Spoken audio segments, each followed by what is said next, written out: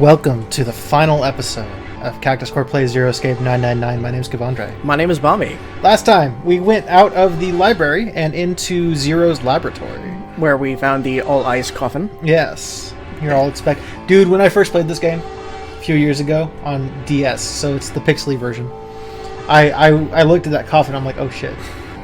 Am I about to see this fucking icy up corpse in there? Yeah. And then she wasn't. And I was like, oh, okay. I had basically the same reaction that Seven did. I was like, oh, thank God. Because I was doing the Russian voice back then. Yes. As one does.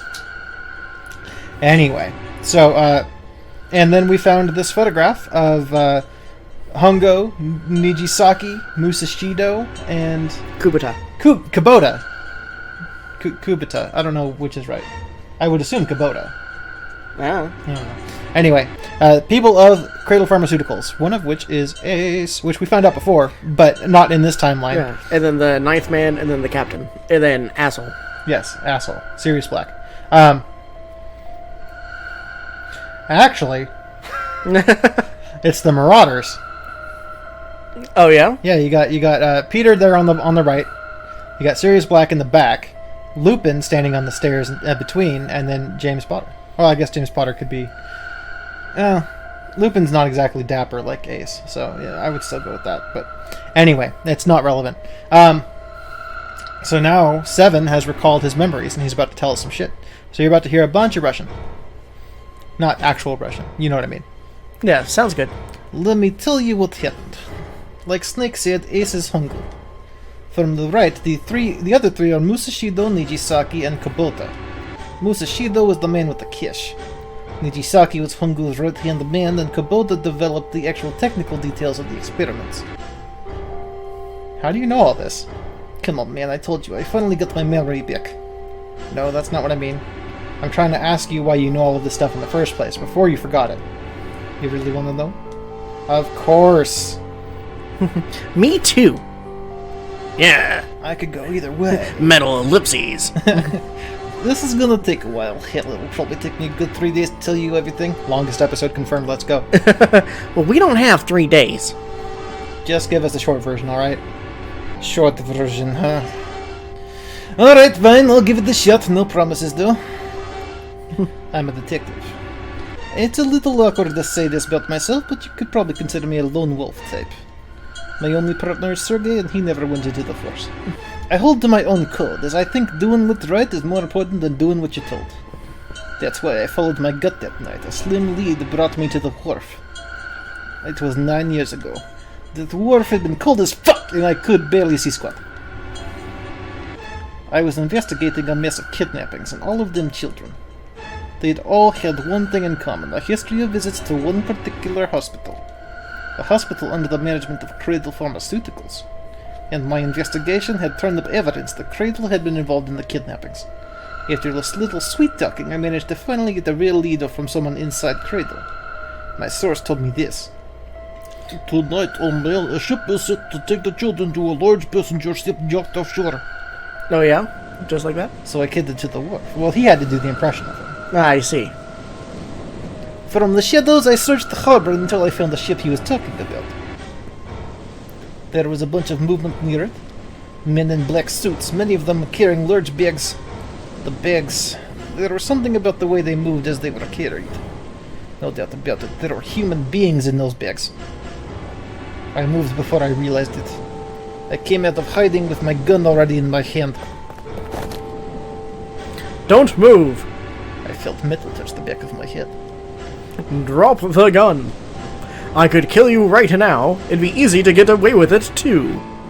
Just tie an anchor to your feet, and no one would find you for a week. That what you want? The fish here would love a fine Russian meal. He kept digging the cold metal into my skull. I said, fish cannot have pierogi, that is all mine. Yeah. There was nothing I could do. I did what he said and laid my gun on the ground. Then suddenly, there was a sharp pain in my neck, a needle. A drug! That was my last thought. My face hit cold concrete, I was out like light after that. Ugh. I woke up on hard floor. Damn it, shit, my head hurts. I did a quick once-over of the room. Where am I? A small shabby bed, a dirty sink. A toilet with no privacy. I had seen it countless times as a kid. I'm in a cell, huh? Facing the toilet with a door set into the wall. I was still pretty woozy, but I made my way over to it. I pushed and pulled on it, but it would not get hard. Effects of the drug, you see. It won't open. Not like I expected much else. It would be dumb enough to put me in cell and leave it unlocked. Threw myself against the door a few times, but it wouldn't budge. I knew it. I gave up and made my way back to the bed and sat down.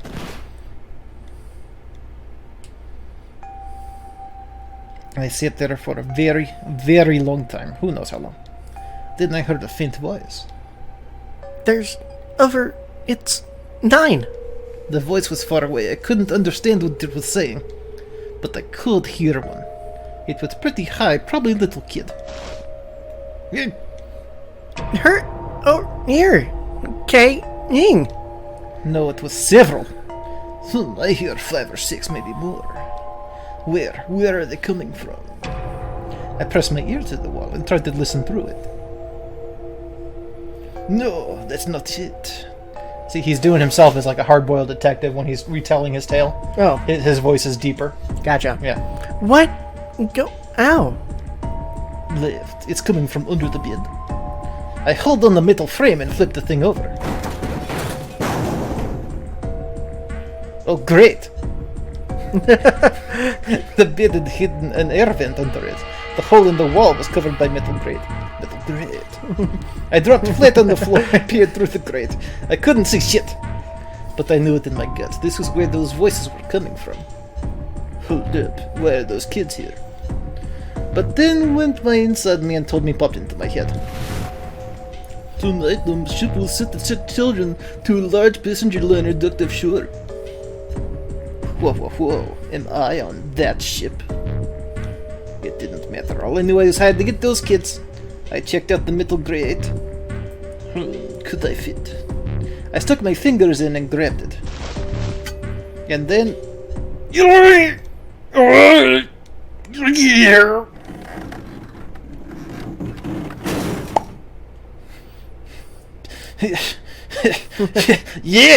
How'd you like that, you son of a bitch? I meant to I finally got the damn thing off. And look how cool I am. Sweat was dripping down my face, so I wiped it off and crawled inside. You ever seen a cool yellow jacket like this? I don't think so. No one's seen a cool yellow jacket I like am that. Colonel Mystic.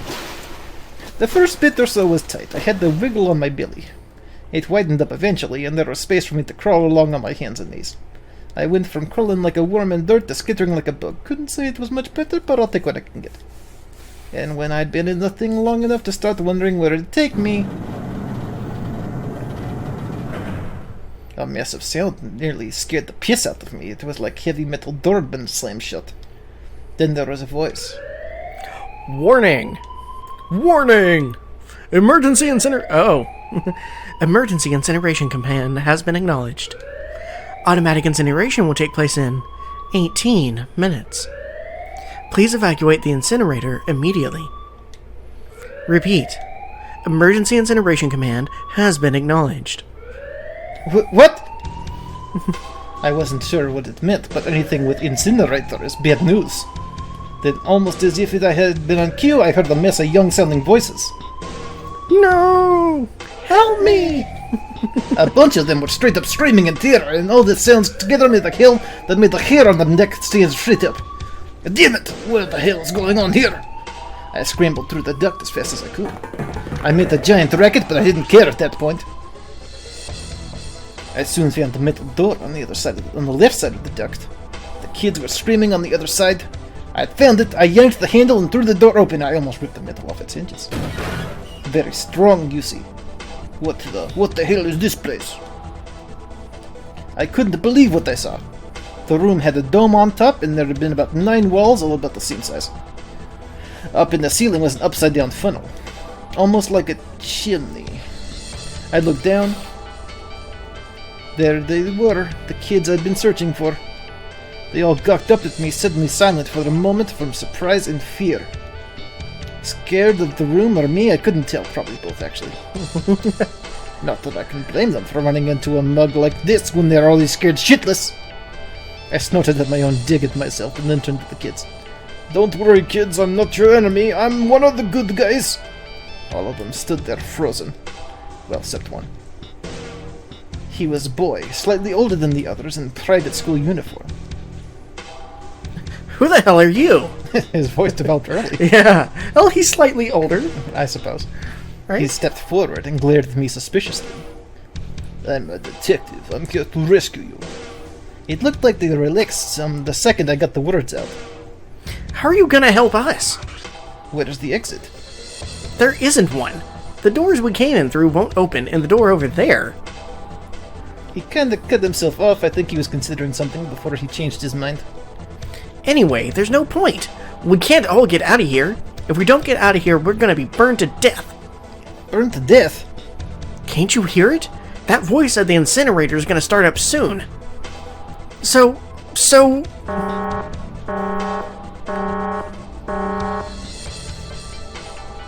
The voice spoke again. Incineration will begin in 15 minutes. They only had 15 minutes. I looked back down at the kids. Looks like a good 20 or 30 feet to the floor. No way could I pull them up too big of a distance for any of us to reach. What the hell was I gonna do? But then I got an idea. Wait right there, I'll be right back. What? Where's he going? Are you just going to leave us here? Duh. They just got frightened again. I'm not the best at that kind of thing, but I tried to reassure them with a smile. Don't worry, alright, I'll be back, I promise. So just stay calm and wait right there. Got it? I didn't wait to hear them respond. There wasn't time. Never fear, I am here. I had to hurry. Well, as fast as guy on his hands and knees. Didn't take me long to get back to my cell. Still no way out of here, but I had a plan. I needed something from the room. When I got it, I drove back into the hole and took off toward the incinerator. Bed sheets off the bed? Then... Sorry to keep you waiting, guys! I tipped out the doorway and dropped down the rope I brought with me. Back in the cell, I turned the bed sheets into strips and tied them together to make rope. It was sloppy, but it got the job done. Alright, just tie that around yourself, okay? I'll pull you up one at a time. Right! Huh? Wait a sec. Something was off. There were more of you before. Where'd the rest of you go? The boy in the uniform answered. I let them go on ahead. We opened the number 9 door and they left. What? You're telling me you opened that door? That's what I said. Then what the hell are you doing here? We couldn't go with them. Why not? Look, the only people who can go through that numbered door. He was in the middle of explaining when...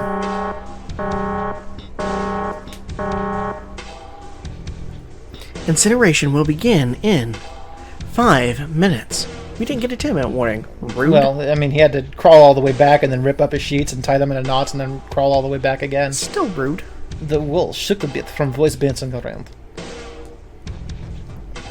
Look, that can wait, alright? Just get us out of here. Right. I grabbed onto the rope. The first one I pulled up was girl with ponytail. Next was girl with necktie. A boy in a jacket came after, said he'd climb up on his own. The boy in the uniform was the last up. Like the other kid, he climbed up the rope himself. He looked pretty scrawny, but I guess he was stronger than he looked. He moved fast, but when he was almost to me, we heard some knocking. Everyone looked at the door. It had a thick, square window set into it. On the other side, an angry face was staring in. God damn it! What's going on here? Why is the room empty? Where the hell are those fucking kids?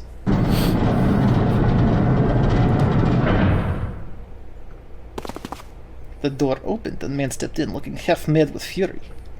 I recognized his face. I saw him many times in photos during my investigation. The man's name was Gentaro Hungo, the CEO of Cradle Pharmaceuticals. Hungo saw the boy hanging from rope. Grah! It was like he was an animal. He lunged for the rope. Hurry! I know. The boy in uniform hooked it up the rope. You son of a bitch! Get back here, you little shit! 15 feet 10. The second I could reach the kid, I grabbed him. I hauled him up and tossed him into the duct behind me. Gah! No! Hungo had lost it. His face didn't even look human. It was like the bastard pulled off his fake face, and he was really a terrifying devil or some kind of damn monster. I quickly reeled in the rope, leaving furious Hungo yelling at me from the floor. You fucking bastard! You won't get away with this! How dare you compromise this experiment? Experiment? What experiment? Experiment. This is my favorite kind. Incineration will begin in 1 minute. Hey, old man, what the hell are you doing? Hurry up! The boy in uniform was trying to get my attention. I may have thrown a salute in the raging asshole's face before I closed the door behind me. It was hilarious. Yoink. No point to going back to the cells, so we went down the other direction instead. After about 30 feet, we came across another duct on the left. This one was hidden down. Everyone nodded and took turns sliding down it. The duct emptied us out into a narrow hallway. There was a door on either side. The one on the left was a normal double door, but the one on the right was familiar. It had black and yellow stripes and a device next to it on the wall. A plate on it read Incinerator! Incinerator? Yeah, that's where we were. It was the girl with the red tie who answered me. We were inside of an incinerator? Yeah, Hungo might still be there. It looks like it's been shut off, though. Wait, what? If he's still in there? Yeah, that's not good. That meant we'd better... We gotta get out of here. Get to the other door, hurry! The kids started running and I was close on their heels. On the other side of the door was a large spiral staircase. Run! Didn't need to tell them twice. We went up and up and up. Our feet pounded the steps, our arms pumping fast. We went round and round and round like devils on our tail. The stairway kept going. We passed a couple of landings when the boy in the uniform suddenly spoke. Which uniform? Oh yeah, that's me. Yeah, right? Either Okay. one's you, really. Well, okay, fine. But, you know, it'd be weird to do a young boy Metal Gear voice. So, something's up. Akane's not catching up to us. Akane! My kid's sister. The girl with the red necktie.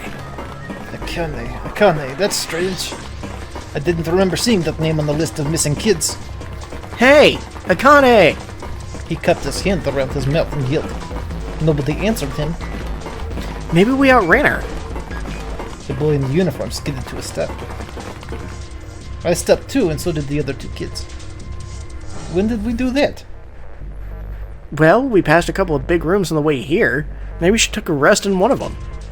No, that's impossible. Sorry, Grandpa. You keep going. I gotta go look for her downstairs. He turned to go. Hey, kid, wait, goddammit! I said wait! I don't think the kid even heard me. Fuck! I spun around to the boy in the jacket and the girl with the ponytail. I'm going after him. You two keep going, alright? You got it? The girl nodded and ran up the stairs, but the boy... Colonel! Colonel! Little boy snake. I'm going with you! Ellipses. I didn't have time to argue. I just nodded and took off down the stairs. I could hear him following me. We ran all the way to the bottom floor calling for her. Akane was nowhere to be found. God damn it, where the hell did she go? I could tell the kid was frustrated.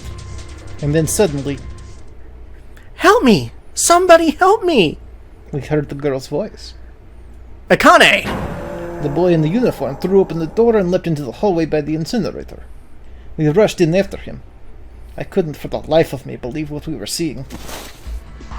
That bastard Hungo had Akane by the arm and he was forcing her into the incinerator. Come on, god damn it, move! No! I don't want to! Let me go! Please let go of me! Just take a little bit of a Betty. Yeah. Ah. Refreshing. She had planted her feet squarely on the floor and was struggling to get away, but Hungo was bigger and stronger. She wasn't gonna win. Akane! Her brother roared with anger and charged toward Hungo. Help me! Ha! You're too late, idiot! Idiot? Fucking... Hungo lifted Akane bodily into the air and threw her, still fighting him, into the incinerator. Ah! Before we could even blink, Hungu left through the door after her. We saw him land inside.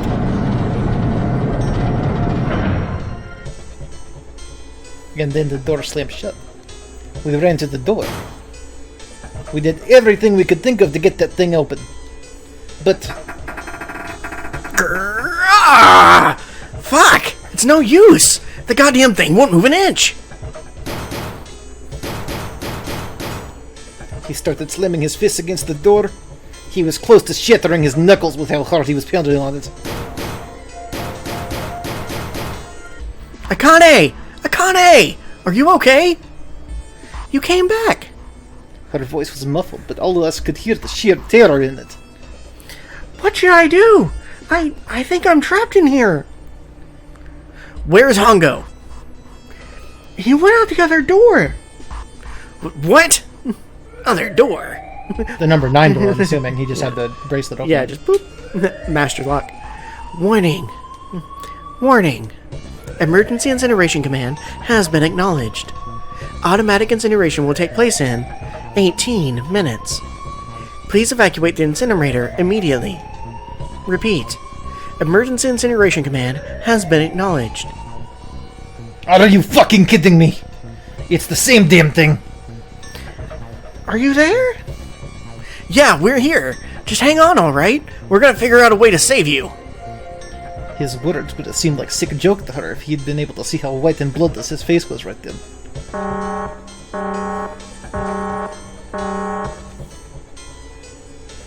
Incineration will begin in 17 minutes. Please help me. I'm really scared. I don't want to die. Please, I don't want to die. I don't want to die. It's gonna be alright. I'll figure something out. I promise. I promise, okay? You hear me? I promise. It was torture listening to her sobbing on the other side of the door. Her brother was nearly crying himself. He could only stand there, fist clenched so tight his knuckles were white.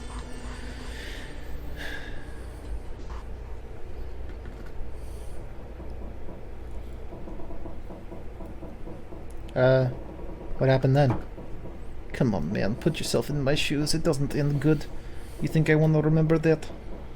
Then... Shit, if I'd known it was gonna be like this, I almost wish I hadn't remembered.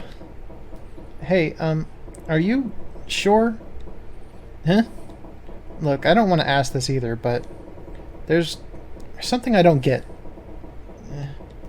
So if you could just tell me, did that girl Akane really...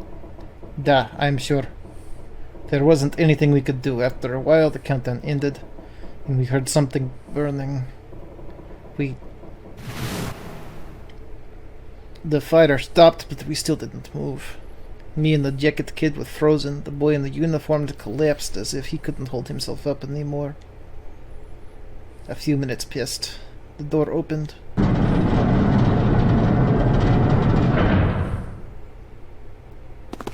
The boy in the uniform tripped over his own feet running in. We followed, too numb to speak. The air in the incinerator was hot. Every breath made my lungs feel like they were on fire. It was like standing on hot asphalt. The air was wavering. And in the middle of the room, there it lay. The kid's legs were shaking so bad I don't know how he managed to walk. I couldn't see his face, but his body somehow looked empty. Finally, he reached it. He fell to his knees as his legs gave out on him. And then... Oh, this is fucking sad.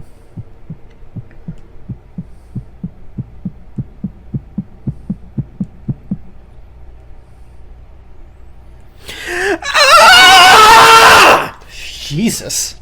Yeah. I mean, that's good.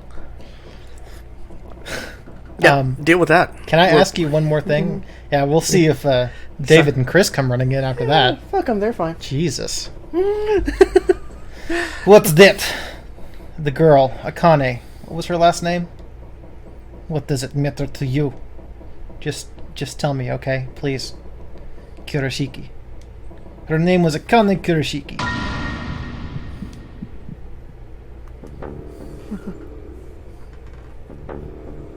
You were there that day, weren't you? The tall kid in jacket. That was you, wasn't it? Yes, it was. You are correct, Detective. Don't misunderstand me. I told you before how Zero threatened me. There was nothing I could do. Hold on, real quick. Ignore that yell if you heard it. There we go. I couldn't say anything about what happened 9 years ago. So you're saying you're not working for Zero, duh? Of course not. Clover, what about you? Hey, come on. You really think I'm working with Zero?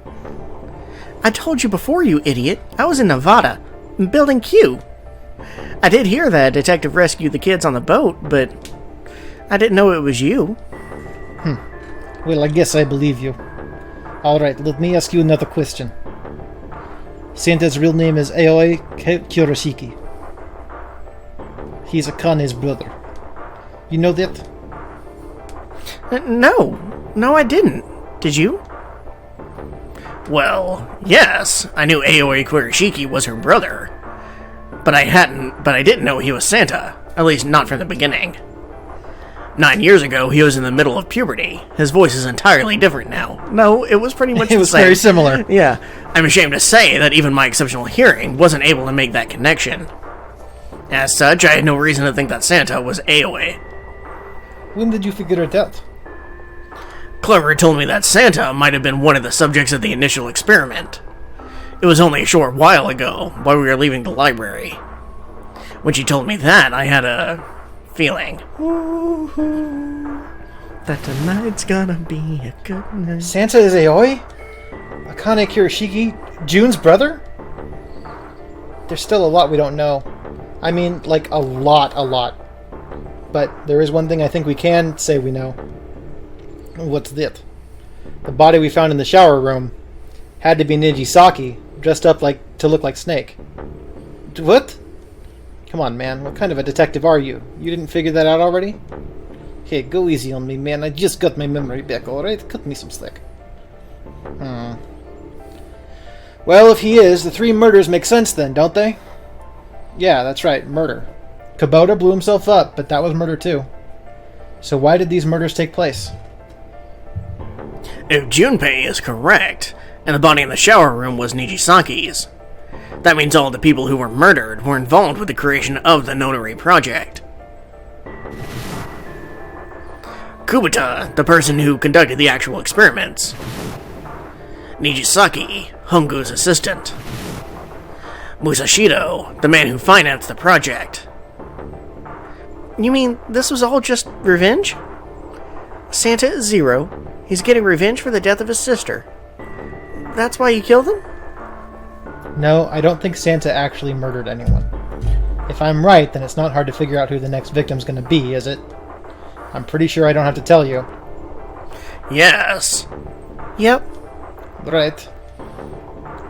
The next target will be Gentaro Hongo, the person who planned the Nonary Project. In other words, yes. What? Whoa, what the hell's going on here? It must be 6 a.m. Our time is up. Shit! Come on, we gotta get out of here. How? Yoink. I'm betting this sucker opens the exit. Come on, let's go. Alright, so, keycard 0. Nice. Yes. Alright, let's just swipe the card. Beep, beep, beep, beep. Makes no difference, open the door. Junpei, look! It's unlocked. Da! Now we can go back to the library. Hurry up, Junpei. We don't have time. Let's go. Alright, let's go. That was a fun yell. It was. That was certainly a yell. And in fact, your whole performance was getting to me too. So, I mean, you did an excellent job, sir. Oh, well, I'm glad. Mine probably would have been better if it wasn't Russian.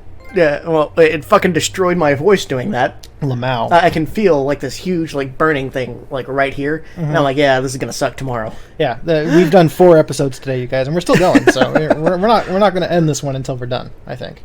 Right. I don't think it's going to be super long, but it's still probably going to be a long episode. You're already at close to 30. I think the shaking's jumped. It would seem so, but we are yet to be out of danger. You're right. Let's hurry. This exit needs the Uranus keycard, too. Hey, Junpei. Yeah, I know. Da, comrade. Alright, let's open. Let's go. Okay, Neptune key. Let's see if you work. Yes, I think it unlocked. It says incinerator. So this is the incinerator. This is the first time I've seen it from this side, but I think so. Then there ought to be a lever near the door. Yeah, right here. Right here! Pull that, and the door should open. Diners, drives, and die. Got it. That would be like an awesome one of those murder room kind of things. Oh, yeah. Right? Could you imagine a Guy Fieri murder room? That'd be great. I mean, I don't want to be murdering Guy Fieri. I mean, can we tweet that out?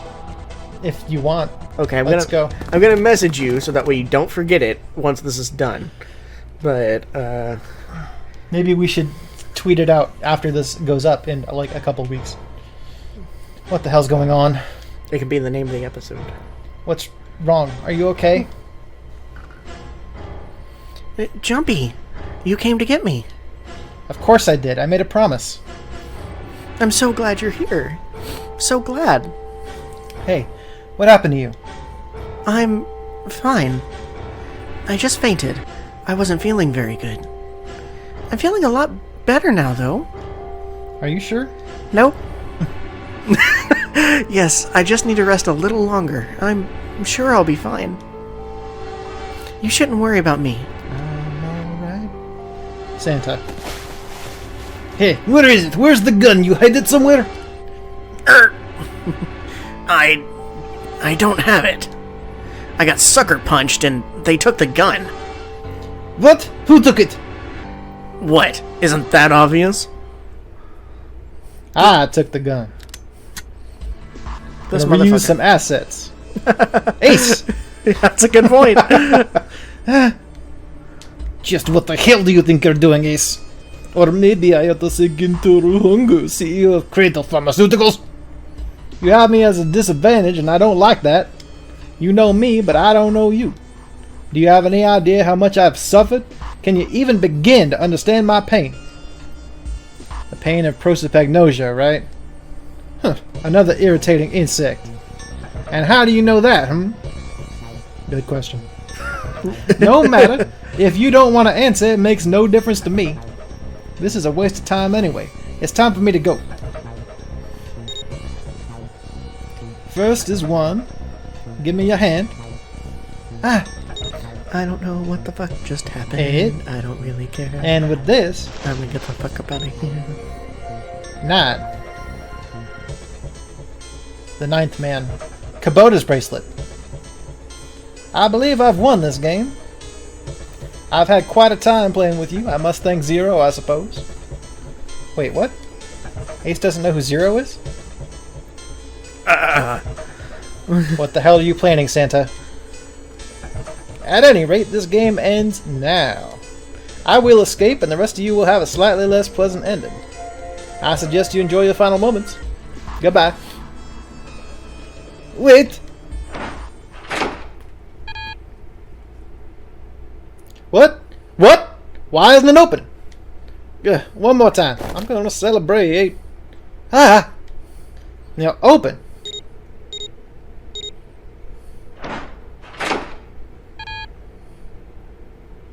No. Why is this? Why? The digital root should be 9. It has to be 9. Then why isn't it opening? Now. Oh, no.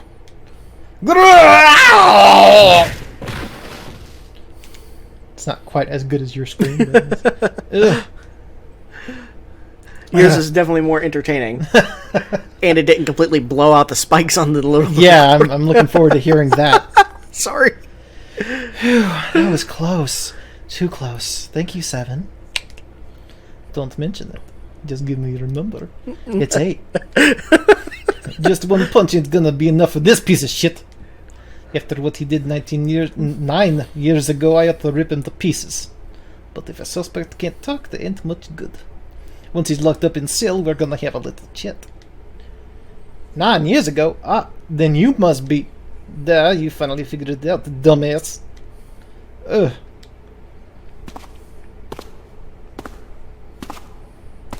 Ace, you killed Kubota, Nijisaki, and Musashido, didn't you? Wait, Nijisaki? Oh, right, you don't know yet. Alright, we'll just go through them in order then. Let's start off with Kubota. You talked to Kubota and managed to convince him to go into door 5 alone. You killed him without making it look like you killed him. The way I figure it, you had 4 motives. 1. In the nonary game, the number 9 is dangerous. Whoever had the 9 bracelet could join whatever team they wanted. Adding 9 to any number doesn't change the digital root, which means the number 9 could do whatever they wanted. And you wanted to move that threat as soon as possible. 2. You wanted the number 9 bracelet for yourself, so that you can make use of its power. In fact, you did use it in the murder of Nijisaki. 3. Even if his number hadn't been 9, Kubota was a problem. He knew your past. He knew what happened 9 years before. You needed to silence him before he told anyone. 4. But last, and perhaps the most disturbing, you used Kubota as a test. You wanted to know how serious this nonary game was. Was it truly life or death, or simply harmless prank? You convinced him to break the rules so you could see what would happen. That was why you killed Kubota, but he was only the first. Next was Nijisaki.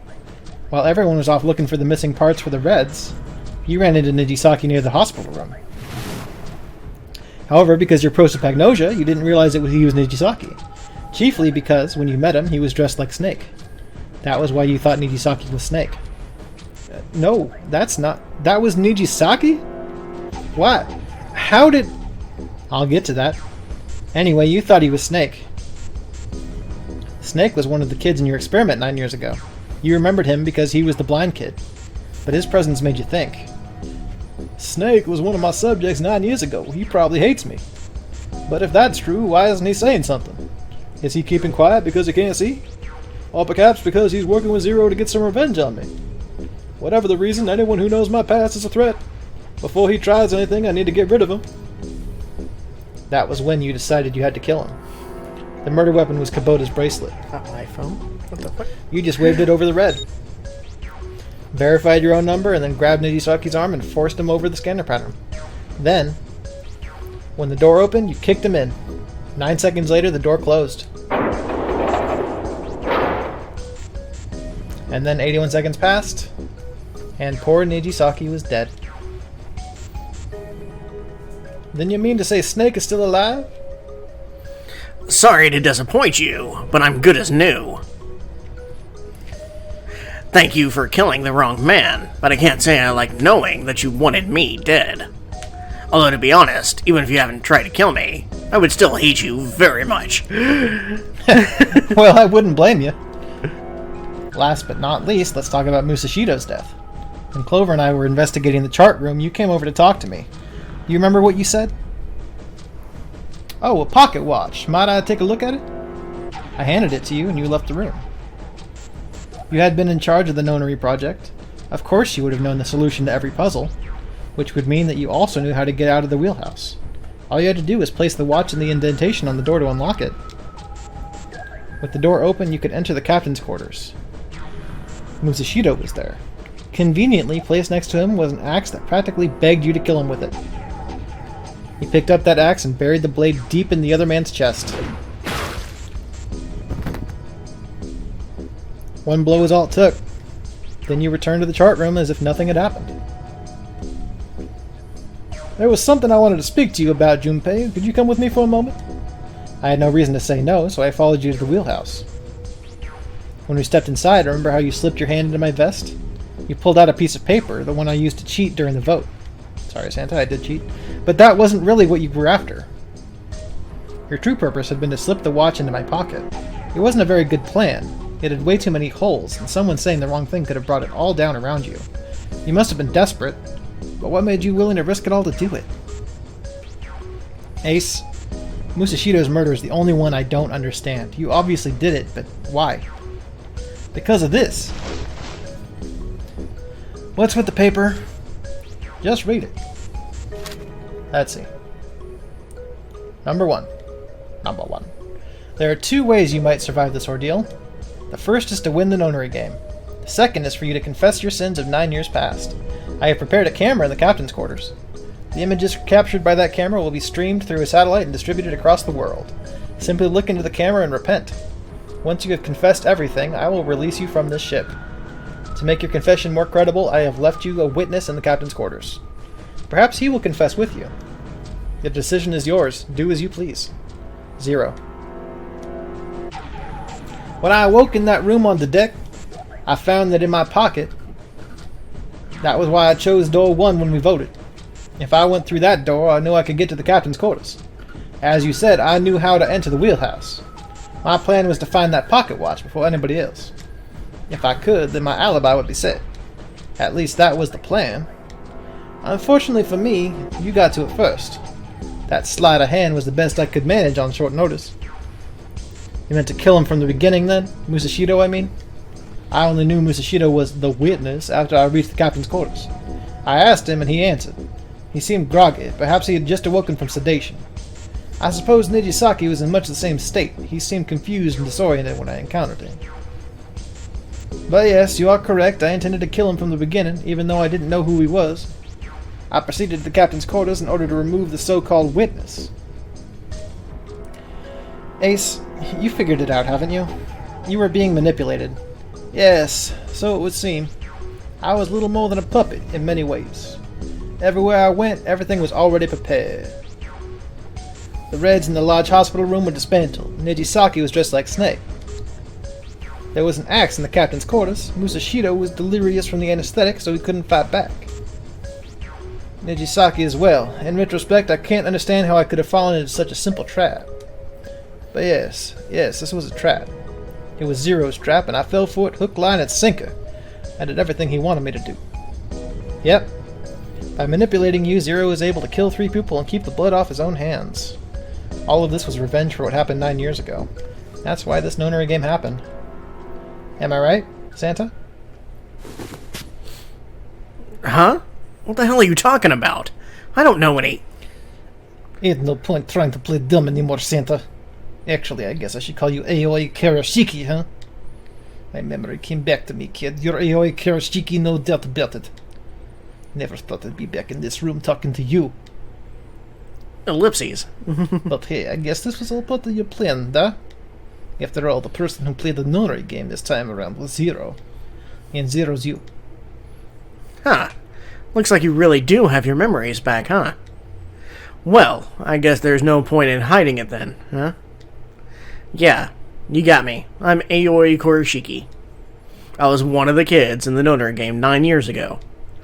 I made it out. So did Snake over there. But there's one thing.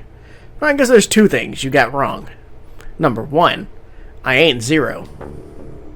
What? Wait, what? Sure, I was helping Zero out, but I'm really more of an assistant.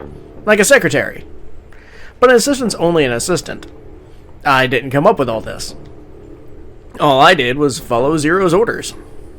Then, if you're not Zero, who is? Your mother. Calm down there, Junpei. Didn't I say 2 things? You made one more mistake. Junpei, you just said, all of this was revenge for what happened 9 years ago. That's why this nonary game happened. But that's not it. Revenge isn't the only purpose. There's another reason you guys were playing the nonary game. To save someone. Save someone?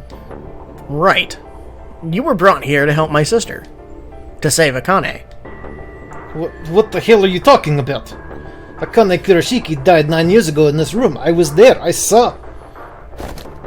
I know. I was there. I did a very believable scream. What?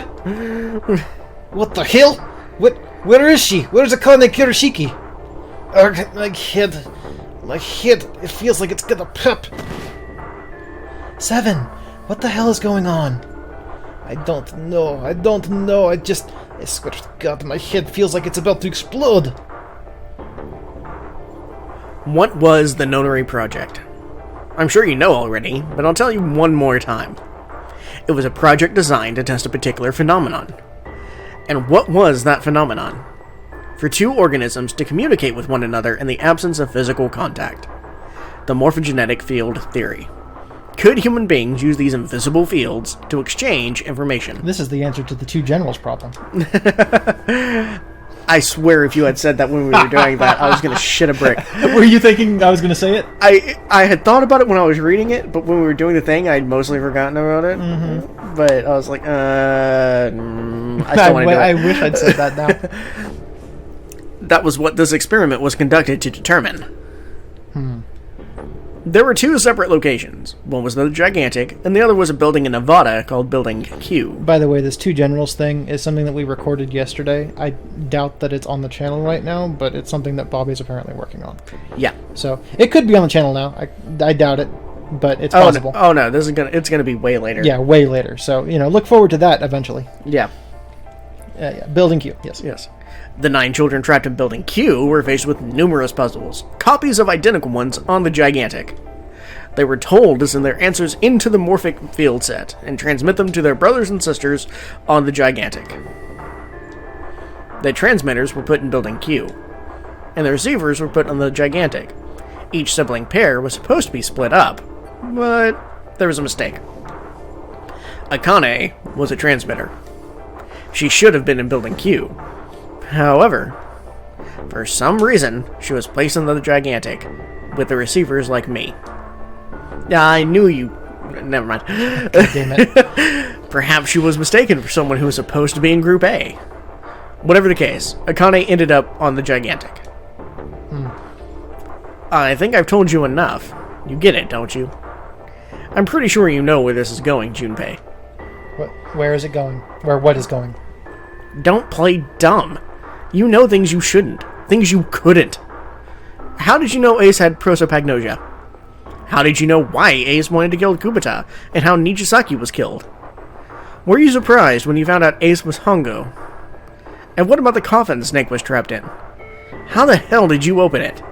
Well, that's... He knew, because I knew. Junpei was receiving information that I sent to him through the morphic field set. It's simple, really. How do I know the alternate futures, then? Imagine a river that splits in two, like an upside-down Y, or just a normal Y, too. That river flows from the top to the bottom, from a single stream, into two branches. It only flows in one direction. It can never flow backward. Information is the same way. It moves from the past to the future, but never flows backward. That's why people at the river's source in the past will never know about those downstream in the future. But the people downstream will never know about one another either. Information only flows along the path of the river. But I am different. I can manipulate the morphic field set to pluck knowledge from the future. I know what happens on either fork of the river, even though the people on either fork know nothing about one another. Now, who am I?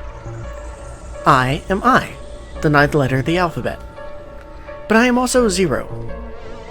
No, that's not true. I'm not really 0. Not yet. Perhaps you could say I am less than 0. 0 is my future. In 9 years, I will be 0.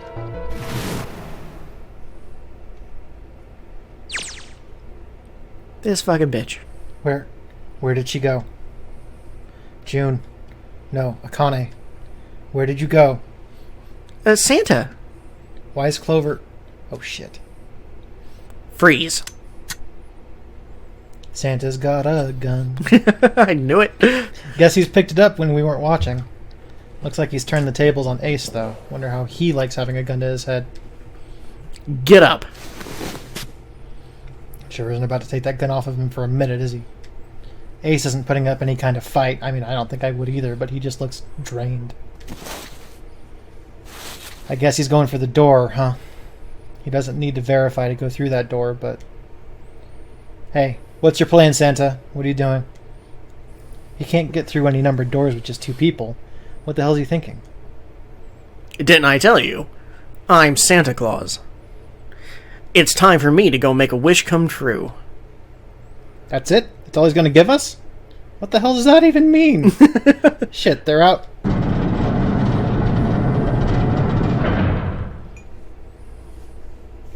And now the gate's shut. Looks like the rest of us are stuck in here. They're all looking at me.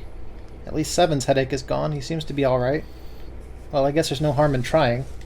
Let's see if this door still opens. Damn. Well, it looks like this door isn't opening anytime soon. You mean we're trapped? So it would seem. What the hell is Santa trying to do? Oh my gosh. Oh my gosh, what? Have you considered where we are? There can really only be one thing Santa would do now. No. No, you can't be serious. Oh, but he is. Oh, motherfucker. Shit, we gotta do something. This is an escape room. There's a puzzle in here, isn't there? Slightly. Maybe we can still get through door 9. And when we solve it, young Akane will figure out how to solve it. There's because the she's red. Looking up... motherfucker. Yeah, alright, we can do this. I've just gotta... No, it's not gonna work. There's no way. The 5 of us can't open this door. 2 plus 4 plus 5 plus 7 plus 8 equals 26, equals 2 plus 6 equals 8. Is there any combination that'll work? Junpei, can I borrow your pen and notebook? Sure, why not? I don't think I'm gonna need them. Ever again. Well, she certainly looks purposeful. Looks like she's writing equations, a lot of them. Huh? Oh man, she doesn't look very happy. What? Hey, no need to be ripping pages out like that. Jeez. What the hell are you doing, Clover? Give me that! Alright, at least give 7 get it away from her. Maybe now I can look at what she was writing. Let's see.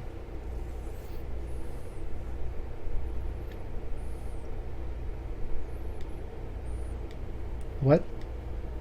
Then there's no other way? Lotus. Looks like she'd figured it out, though. Man, this is just too cruel. It's okay. Go. Lotus! Come on, you know we can't do that. Oh, don't give me that. I'm sure you'd love to get rid of me. God damn it, you idiot! Whoa. Oh, whoa. Where the hell did that come from? Looks like she expected that about as much as I did. Without if you're not... Look, it'd be bad, alright? For a cat. He sure doesn't have much confidence. Bad? If there weren't assholes like you around, I'd be out of a job.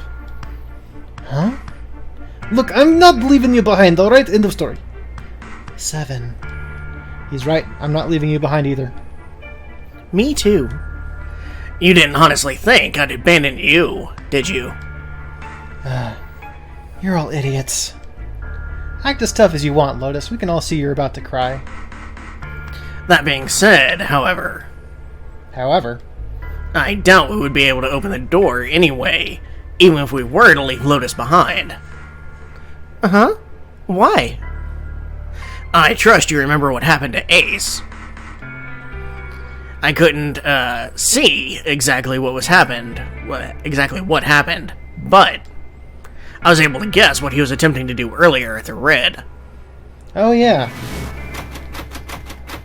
Yeah, there's a puzzle here. No, what is this? Why? The digital root should be 9. It has to be 9. Then why isn't it opening? Just to see, why don't we give it a shot? Give it the shit. Yes, that is what I said. Cheeky bitch.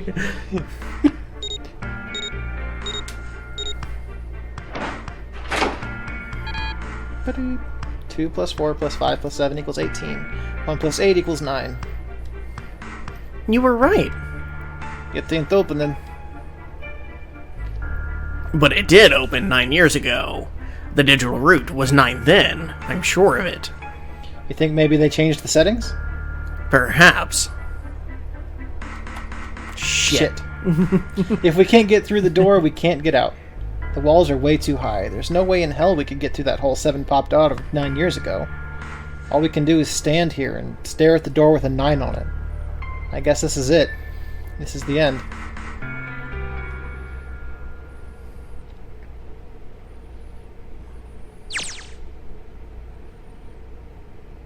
I was watching. I had watched everything that was reflected in his eyes. I was listening. See, it's a Kane vision. Oh, yes, okay. Every sound that vibrated in his eardrums, I heard. Smell, taste, touch. I felt everything he felt. I knew. I knew everything about him. I knew what it was to have a fear boner. It's a fantastic thing, let me tell you. What he was thinking, what he was feeling, what he was sensing. All of his feelings and worries and fears became mine. My mind, my consciousness, was inside of him. Through the morphic field set, we were resonant, and we were as one. I was him, and at the same time, I was an observer. It started with a tremendous noise like a clap of thunder. That was approximately 9 hours ago. A bomb had gone off on the ship we were on. That was when my resonance with him began. My resonant event melted into him, and we became one, inside of Junpei. Somehow I found myself in Junpei's mind, 9 years in the future. But I didn't lose myself. In the music, the moment you own it. Mom Spaghetti. Yes. I was living in two realities at once. One was the present, and the other was the future. Perhaps you can think of it as two movies showing on the same screen at the same time. Eventually, it becomes difficult to separate them and determine which movie is which. However, if I concentrated, I was able to focus on one or the other. That was why I was able to grasp what was happening in front of me. Come on, over here. That was my brother Aoi. He was yelling. I followed him. Around me were 7 other children. They all looked like they were about my age. I mean, one of them looks significantly younger than you, but okay. Yeah, but I mean, if you look, that's obviously Chick's daughter. So oh yeah, you got Lotus's daughter on the right. Right, and she's holding that girl's hand, so they're together. I'm pretty sure that Lotus's 2 kids were at the separate groups. That was the point, was that they were supposed to have the brother and the sister in separate. Maybe there's like 4 of those kids. I don't know. A whole bunch of them. Maybe they also fucked up here. Yeah, who knows? Come on, hurry up. We ran down a long straight hallway and burst into the large hospital room.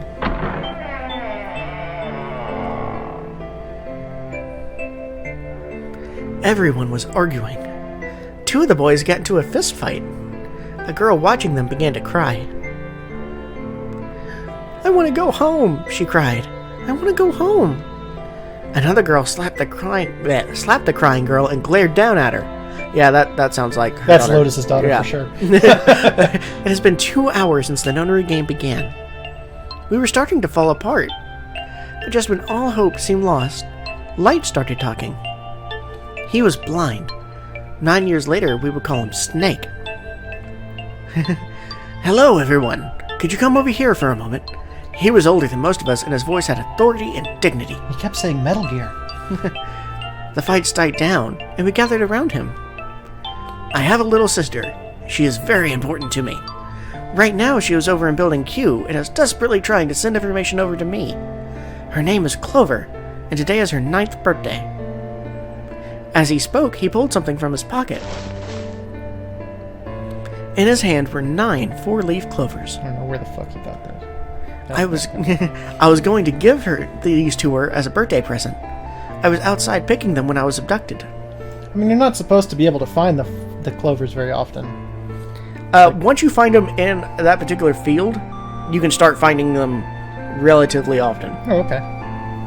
So, like when I was with my biological father for visitation and all that stuff, there was a playground beside where he worked that we had to go to, and it had clovers, but there were no 4-leaf clovers in it. But there was one next to his house that did have 4-leaf clovers in it. I see. And when you found one, they were not uncommon, but in the span of about an hour, you could probably find like 20. Okay. That's fair. Yeah, once you got in the practice of looking for it. How the blind motherfucker found him, I have no idea. That's a good question. I was going to give these to her as a birthday present. I was outside picking them when I was abducted. I'm sure I've already told you, but I am blind. For a man who can't see, collecting 9 of a very specific plant is, well, it's difficult. What some would say impossible. Yeah, but my sister means a great deal to me, and I had hoped that these would show her how much I cared for her. Since it's her 9th birthday, I thought 9 4-leaf clovers would be appropriate. Every one of you has a brother or sister in Building Q with Clover. For their sake, we have to survive. We have to get off this ship, do you understand? If we're going to do that, there are 3 things you have to remember. We need trust and love, and we have to have faith in one another. If we can take all 3 of those to heart, then I promise that good luck will come our way. Did you know that the leaves on the 4-leaf clover mean faith, trust, love, and luck? Those words are leaf words. So if you believe what I've told you, and you understand, then I want you to each have one of these. They're a promise between friends. He gave a clover to each of us, and I took one too. Eventually, he was left with only a single 4-leaf clover. He had one last thing to say. Now don't ever forget, so long as you have that, we will always be connected. Do you understand? When he finished, the tension of only a few minutes before was gone. We were calm. Ellipses. After that, we ran around the ship for a while longer and opened several of the numbered doors until we finally found a door with the number 9 on it. In fact, there were 2 doors with 9 on them, and we found them in the chapel. We split into 2 groups and walked through the doors.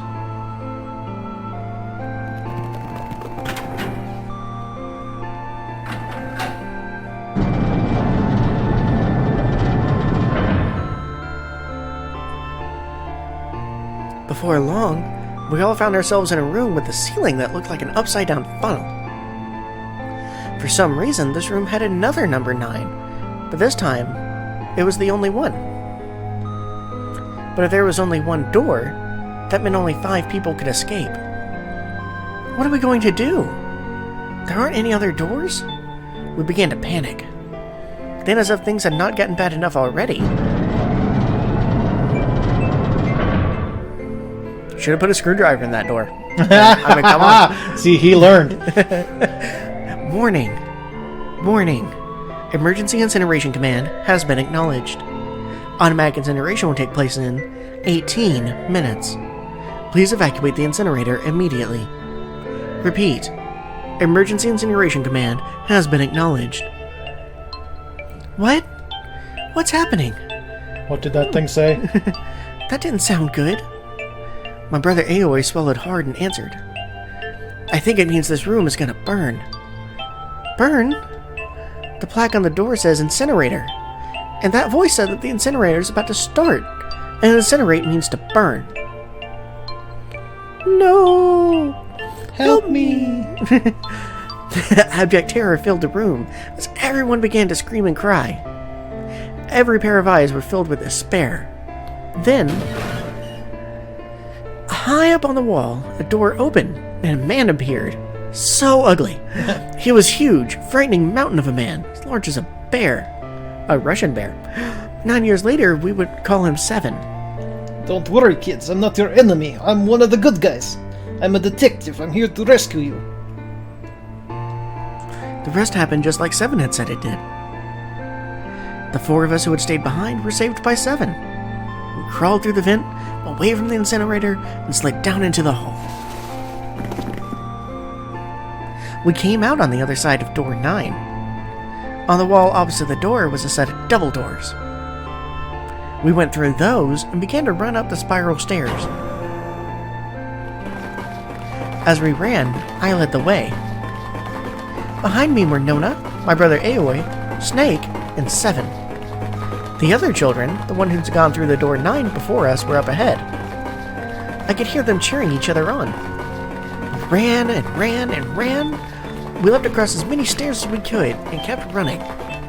The stairs spiraled upwards like a tornado. Eventually, I pulled ahead of the rest. Perhaps Nona had slowed them down. I didn't want to lose them, so I slowed down as well. I didn't stop, but I glanced over my shoulder from time to time to see if they had caught up. That was when I realized, oh no, where is it? Did I drop Jumpy's present?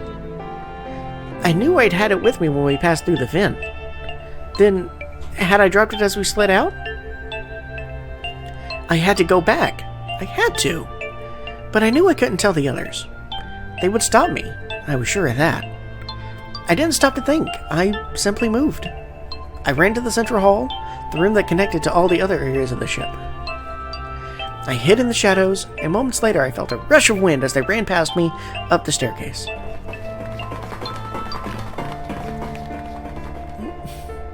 Children, there is an adult telling you to run. Just to be clear, if you are about to have been burned to death and an adult saved you and tells you to run, don't not listen to the adult. Yes. Okay? That goes for every child who probably shouldn't be watching this at all. Yeah. Also, probably don't get into a room that says incinerator. Yes, that too. Incineroar, that's fine. He's a big kitty. Right, that's fine. I waited until they were out of sight, and then I ran. I moved as quietly as I could, down and down and down. Finally, I reached the bottom deck. I ran into the hallway and looked around frantically. There it is! It was just where I thought it would be, sitting under the opening of the vent. I ran over and snatched it from the floor, but as I ran back towards the stairs, in freedom,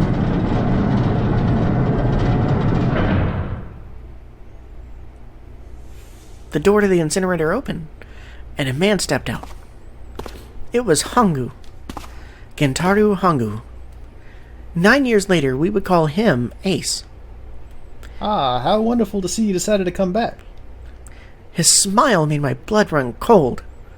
It looked mechanical, as if someone had simply pulled up the corners of his mouth. Come with me. We must continue the experiment. I shook my head, eyes wide. Slowly, I began to walk backwards. 1 step, 2 steps, 3 steps. Then I spun around and broke into a run. I felt Hangu's hand close over my left wrist. I said come with me. There was an edge of insanity to his voice now. I pulled as hard as I could. No! Stop! Let go of me! Let go! I shook my body and flailed my arms, trying desperately to get Hangu to let go of me. But I was still only a child. I was no match for a man like Hangu. Stop struggling, goddammit. Do as I tell you. He heaved on my arm, trying to pull me into the incinerator. I screamed. Help me! Somebody help me! Then, suddenly... Sorry. Akane! The door to the stairs flew open, and my brother Aoi burst out of it. Behind him came Seven and Snake. Akane! He cried my name again as he leapt toward Hangu. You came back! I cried out. But then... You're too late, idiot. Hangu threw his full weight against my arm, pulling us both into the incinerator.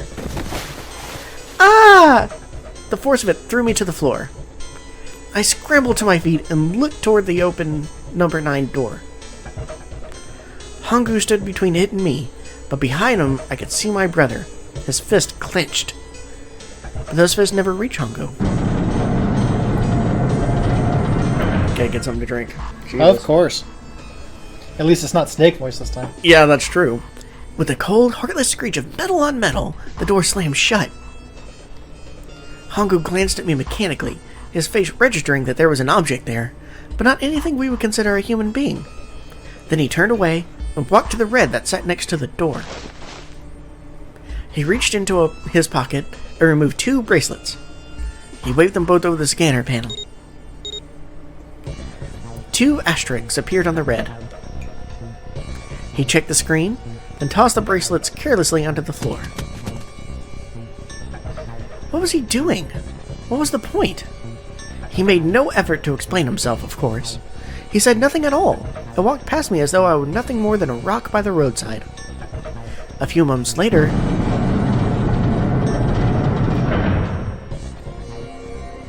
the 2 other doors slid shut as well.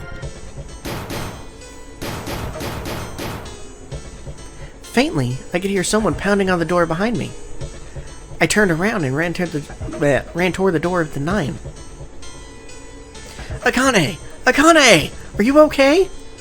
I could hear a voice from the other side of the door. A worried, frightened voice. Help me! My throat was already raw, but I screamed as loud as I could. My voice echoed only around the empty room. What should I do? I think I'm trapped in here. Where's Hangu? He went out the other door. What? Then it started again. Warning. Warning. Emergency incineration command has been acknowledged. Incineration will begin in... And now we're back at Junpei Vision. Okay. 18 minutes. Please evacuate the incinerator immediately. Holy shit! Man, I knew it was going to say, but that is one hell of a creepy voice. Oh, it's not that creepy. You're fine. I knew it. It's starting. Santa started the incinerator. Rude. Yeah, that motherfucker. Fuck! Man, I never thought I'd hear that damn voice again after 9 years. What the hell? What the hell? What in God's name are you talking about? It's 9 years this, and 9 years that, and it's not 9 years something, that you're talking about some sort of fucking experiments? You aren't making any sense. I'm sorry, Lotus, but we really don't have time to explain it right now. I promise I'll tell you everything once we get out of here. But... Incineration will begin in 17 minutes. You know what that means, right? Incinerate means burn. Thanks, Clover. Yeah. What kind of idiot do you think I am? I know what incinerate means. Well... God damn it. Okay, fine. I won't ask anything else. Talk about whatever you want. But you have to do something for me. 7, figure this out. What? Why me? Just shut up and stop this thing. How the hell? There has to be some sort of emergency shut-off button. There isn't anything like that. How the hell do you know? Because I looked for it 9 years ago. Yeah, Lotus isn't happy about that. Can't really blame her. Wait. The floor, it's moving. The fuck is this? What shenaniganery? What else can I say about it but you're welcome? What the hell is that? What is that? What else can I say? The floor opened and a machine rose up out of it. It looked like a computer. At least, it kinda did. There was a monitor, a keyboard, and a cross-shaped device of some kind. Something about the machine scared me, but I forced myself to walk up to it. I was terrified. Tears poured down my face. I wiped them off even as more took their place, and forced myself forward. Finally, I reached it. I looked at the screen. It was blank. All I saw was my own frightened face staring back at me from the glass, drenched in tears. All I can see on the screen is a reflection of my own face. I'm looking kind of freaked out. Clenched in fears. Yeah. I know I'm sweating like crazy, but... You got to make it rhyme, man. If it's doing the back and forth thing, that would be so... Never mind. Yes, Grintilda, yes. Yeah. But seeing it kind of drives me home. Okay, Junpei. Just calm down, alright? Everything's gonna be okay. Gah! Man, I wish that thing would just shut the fuck up. Incineration will begin in 15 minutes. Shut the fuck up. Okay, alright. Back to this thing. If it's only showing up now, then it's gotta be important. But what the hell am I supposed to do with it? Hey, move. Ah! Hey, we're all tense, lady. That doesn't mean you get to shove people around. The hell it don't? Okay, it's turned on. There's nothing on the screen, though. This is bad. This is really bad. If there's nothing on here, how are we supposed to do anything with it? Sure, I'll just press buttons. I'm sure that'll... Huh. Well, at least it's on now. What's on the screen, though? What is this? Oh. What is this? What's up? It looks like some sort of puzzle. It's got a bunch of numbers and letters scattered across a 5x5 grid. The numbers range from 1 to 8. Do you think that if we solve this puzzle... The incinerator will stop? Yeah, well, we can hope, right? Alright, puzzle, how do you work? Oh man, that goddamn voice again. Incineration will begin in 13 minutes. Shit, 13 minutes! Can we really do this? My heart feels like it's gonna pop. My heart was pounding like it was about to explode. I stared at the puzzle on the screen. I was sure I had to solve it somehow, but I had no idea how. My connection to Jumpy had been gone for a while. His mind was gone. I couldn't get any more information from him. I felt the seconds tick by as I stared at the screen, completely lost. My cheeks felt hot as tears poured over them. Then I heard a voice. Hey, what are you doing? Oh. Hey, what are you doing? Oh, sorry. Yeah. It was muffled. I turned around. Pressed against the window in the entry door was a face. A frightening, evil face. It was Hongu. How long had he been watching me? Don't know what to do? He was yelling, but his voice was still muffled. It's simple, really. But I suppose I might as well tell you. Just solve the puzzle on that machine. His laughter was muffled by the door, but it still tore out my heart like the claws of a vicious monster. I bit my lip and glared at Hongu, struggling to hold back hot tears. You're a terrible person! I hate you! Oh my! How could you call a gentleman such as myself a terrible person? That's not very nice. I'm quite fair. I don't use tricks or play dirty. You see, I've even left you a way out. A way out?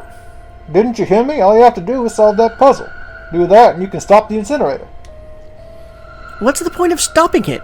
You'll only capture me and make me do this all again. I'm not going to listen to you. If you're just going to throw me back in here, I might as well just die now. My goodness. Haven't you listened to anything I've said? I told you I'm a fair man. Huh? If you solve the puzzle, the verification function of the red will turn to activate.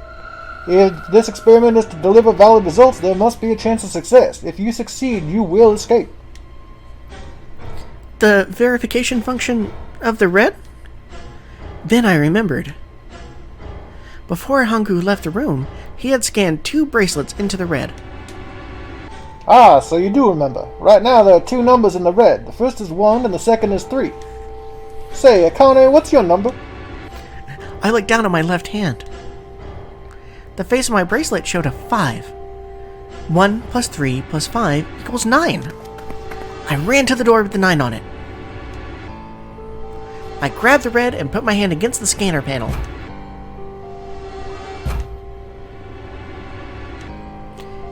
You really aren't one for listening, are you? Apparently not. I hear Hongu's muffled voice from across the room. I already told you, didn't I? Once you solve the puzzle, the verification function of the red will activate. In other words, you haven't solved the puzzle, you can't enter your number. What kind of fool are you? Why? Why are you doing this? For the lols. That's fucked up. You can never understand. You don't know what it's like to spend every day surrounded by monkeys. Uh-huh. Now stop the experiment. Solve the fucking puzzle. I can't. I don't know how. Of course you don't. Isn't that the point? You know, access the morphogenetic field and find the solution. I can't. Then you'll die. You'll burn alive. It's going to be quite hot in there in a few minutes. I imagine it'll be very painful. His horrible laugh, really, really horrible laugh, echoed across the room, and even after his face disappeared from the window, I could hear it. There's only so much southern voice I can do while I'm simultaneously dabbing. Yeah, that's fair. He's kind of speaking into his oboe right now to try and do the muffled voice. It's weird. Incineration will begin in 10 minutes. I was crying. Great gulping sobs broken by hiccups that shook my body.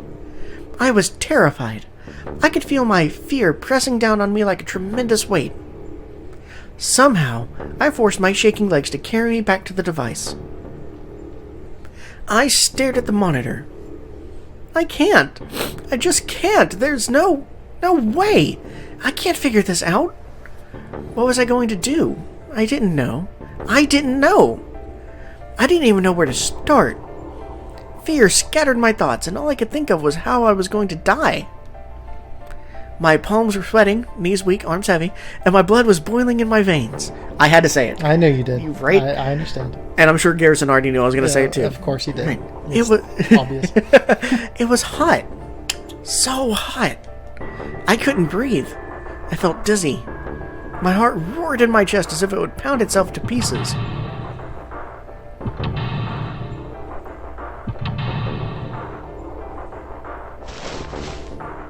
I reached into my pocket.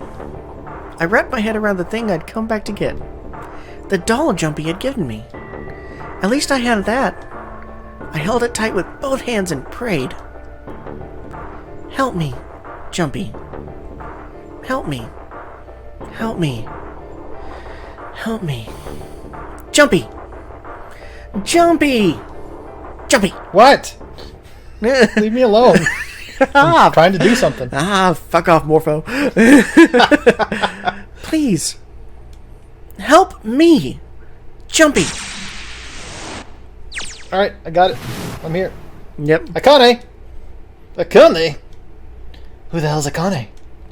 Shut up. Just shut the hell up. Seven and Lotus don't understand. I think Clover and Snake have an idea, though. Clover's looking at me. And I think Snake may have figured it out. No, it doesn't matter. They're in my way. Where'd she go? Maybe over here? Akane! Akane! Can you hear me? Akane! Say something! Fuck. Did something break our connection? I swear I just heard her. Shit. Akane, answer me. Akane! Look, just solve the fucking puzzle, asshole. Gah! Stop trying to talk to each other. Just solve the fucking puzzle. You can be done with this. Jumpy! I spun around. I heard a voice. His voice. I looked around. He wasn't in the room, of course, but I'd heard it so clearly. Like he was right there. Jumpy! I screamed as loud as I could. I'm not going to do that again. Yeah, that's fair. Akane! I got away with it once, but if I do it again, I'm fairly certain our downstairs neighbors are going to call somebody and be like, what the fuck? Yeah, the cops. Yeah. And then Jumpy. Seven shows up. Yeah. That's her. She's there. Then that means... Akane. Akane, are you in an incinerator right now? Yes, I am. How did you know? I couldn't believe that he knew that. Now I understand what Santa meant. Right, there's only one way to help her. You were brought here to help my sister, to save Akane. I think I get it now. Incineration will begin in 7 minutes. Jumpy, we don't have time. Yeah, you wasted so much time. Yeah, this is fucking ridiculous. What the fuck? Just solve the goddamn problem. As quickly as I could, I told him that I had to solve the puzzle in order to stop the incinerator. Got it. And I do. I get everything now. At last, I finally understand what all of this means. I know why the Nonary gang was held today. I know why we were kidnapped and brought here. It was all for this moment. All of this was planned out to lead to this one moment. Oh my god. This is insane. Oh my god, did I die? I can't believe it, but there's only one possible answer. Zero is Akane Kirishiki. She recreated the history of the future that she had a glimpse of 9 years ago. She tried to save herself that way 9 years ago. No, she's trying to save herself right now. Yeah, hurry up and solve the fucking problem. That means there's only one thing for me to do. Even if this is just some sort of insane plan, I will save her.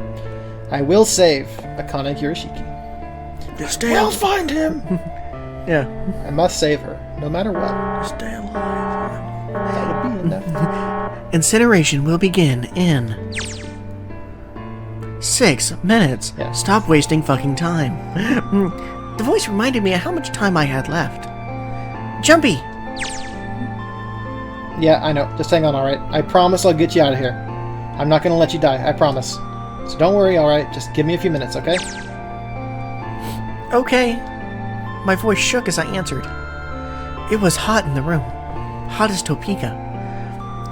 Look, shut up. It felt like my heart was on fire. 6 minutes or not, my heart burned with my feelings for him. Jesus Christ, you're like 5. Calm down, girl. Calm down, gorilla. Girl? Alright, time to get to work, Junpei. Is Snake talking to them about something? Whatever, it doesn't matter. Get out of my way. Hey, what are you... Just trust me, okay? Sorry, Lotus, I don't mean to snap, but there's a lot more at stake here than your pride. I'll apologize later, alright? Now let's have a look at this thing. We've got numbers all over the grid. I think the panels are all out of order. So I just need to switch these out. Staring at it isn't going to accomplish anything. I'll just have to try it. Think of what I did all those times before. I'm going to do this on my own, with my own mind. I'm going to solve this problem.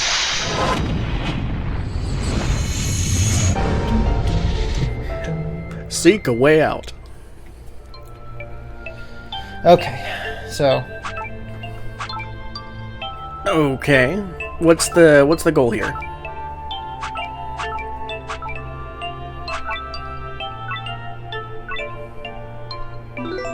What the fuck? Oh, that's fucking dumb. Motherfuckers.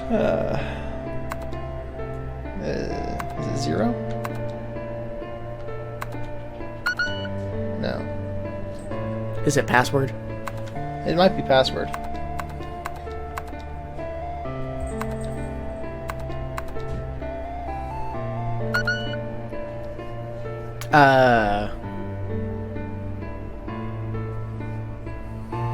No, wait a minute. You solved it too fast. Reset, go back. I can't. Oh, motherfucker. But I don't think that's the problem. Excuse me.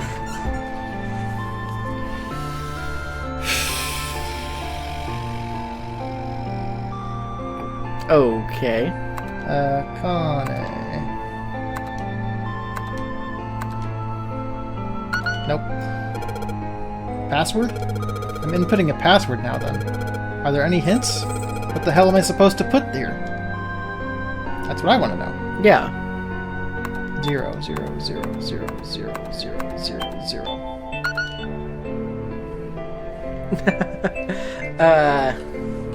What's the name of the corporation that was starting all this?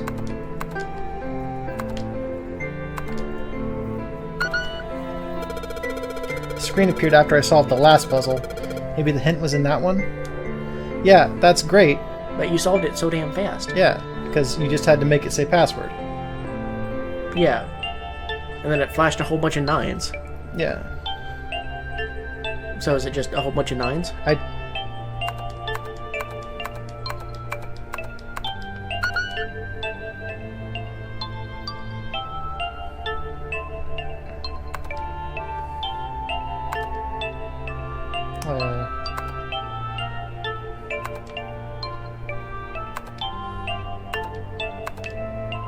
Something like that, right? I don't think that's it. The puzzle. The answer ended up being password. And after it was an extra space. The 9th square. Maybe that's the password? What the fuck are you talking about, Junpei? Yeah, good point. I have no idea. Just... Is there a space button? Maybe just try hitting enter. Just default. Nope. Fuck. I assume if we keep getting it wrong, he'll, like, tell us more. Puzzle. I solved it by making the hint squares all 9. So the hidden number should be 9 as well. That means... What hidden number? Is it password 9? I ran out of space with password, though, didn't I? Yeah.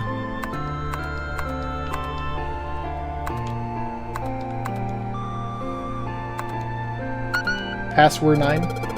Number after password on the puzzle screen is 9. And the password that this thing is asking for, I should input. Yeah. Just spell out 9? Or just the number 9? 1 9. That's fucking dumb.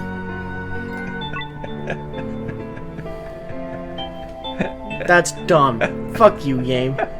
Okay. Alright, so, in the original DS version, that entire last test is completely different. Oh, yeah? On the original DS version, what this is an upside-down Sudoku puzzle.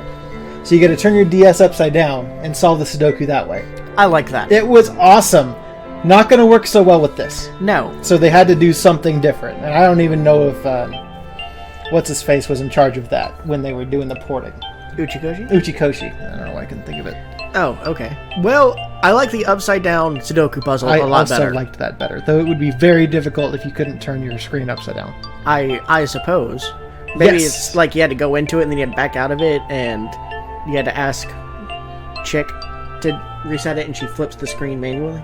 Oh, that'd be fun. Right? I think there would have been a better way to do that. You guys went crazy. Yes, that's it. That whole number 9 Akane, did you get it? Little fucking weirdos. Yes, I did. I sold it. I mean, really, you sold it for me, but I copied everything you did. Now I just have to press enter. And what the hell are you waiting for? Push it. Push it. Okay, I will. Salt, pepper. I hit the enter. Yeah, sorry, I hit the that's enter key. Dot dot dot. Ellipses. Emergency shutdown command has been confirmed. Incineration system has been disabled. Cat, what are you doing? He wants to escape. You cannot escape. There is zero escape, Cat. You gotta guess the password. Learn how to say 9. So, Jumpy! It's even close to Nyan, so he can figure it out. Yeah, he'll be fine. It worked! It worked! The incinerator shut down! It worked! Tears rolled down my face as I cried out to him, but they were very different sort of tears. A wonderful feeling of accomplishment and relief flooded my body. At the same time, what strength I had left disappeared, and I collapsed to the floor. For a while, I just lay there, laughing and crying and enjoying being alive. Every time I thought about him, I thought my heart would burst. Best get out of the fucking incineration room. Yeah. Have your breakdown on the other side of the door. Phew. I can't quite believe I did that. But I am so glad, so glad. I feel like my heart's on fire. Oh shit. No, I don't have time to be thinking about that kind of shit. I need to tell Akane. Akane, sorry, but things are kind of busy over here. I'm gonna have to hang up now, okay? Just boop. Oh, of course, that's fine. I wiped the tears from my eyes and nodded vigorously, even though I knew he couldn't see me. Then I looked over at the corner of the floor. There were the 2 bracelets Hongo had left behind. He's trying. What you doing, Ken? Come on. You're not even trying to leave. You're laying down. Now, Just being an asshole. well, Seven and Lotus don't look particularly happy with me. Not a very nice look to give someone who just saved your lives, guys. Junpei, are you... Okay. Ah, shut it. Right, okay. So maybe we have a reason to be pissed off. So what if I haven't pressed the enter key yet? Alright, nothing holding me back now. Here goes. Wait. Incineration will begin in 90 seconds. Whoops. Eh? Huh? Huh? It doesn't sound like it's stopping. What the shit? Why isn't it stopping? Okay, maybe I didn't hit the key hard enough. Just hit it again. And again. And again. Okay, that's not working either. The alarm's still going off. What the hell is going on? I've got all the right numbers in the right boxes. It's perfect. So why the fuck isn't this thing stopping? Incineration will begin in 60 seconds. Wait, of course.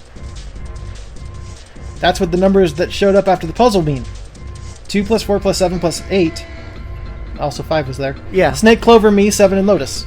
Then, door 9. Dormammu. No, that's it. That number on the door isn't a 9. It's not even a number. It is hidden, but an exit can be found.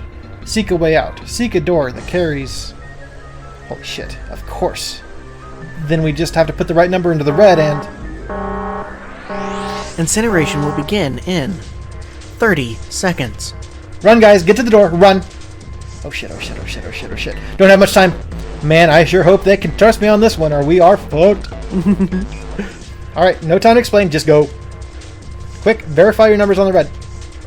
Verify. Whew. What combination? All of us, we all need to verify. Why? You really think this is a good time to ask questions? Just do it. Hurry, hurry, hurry, hurry, hurry, hurry. Incineration will begin in 10 seconds. 9, 8, 7, 6, 5, 4, 3, 2. Central gate has been opened. Incineration system has been disabled.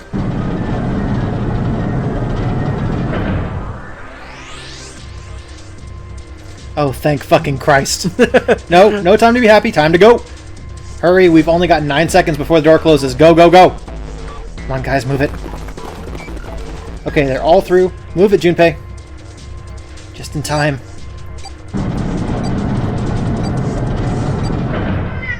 Oh, yeah, cat? Oh shit, you left the cat in the incinerator. Oh, fuck. And there goes the door. No, don't calm down yet. You're not done. We've still got to find the dead. Snake is white as fuck. Well, it's a fake arm. Well, I'm pretty sure he's still white as fuck. Yeah, that's true.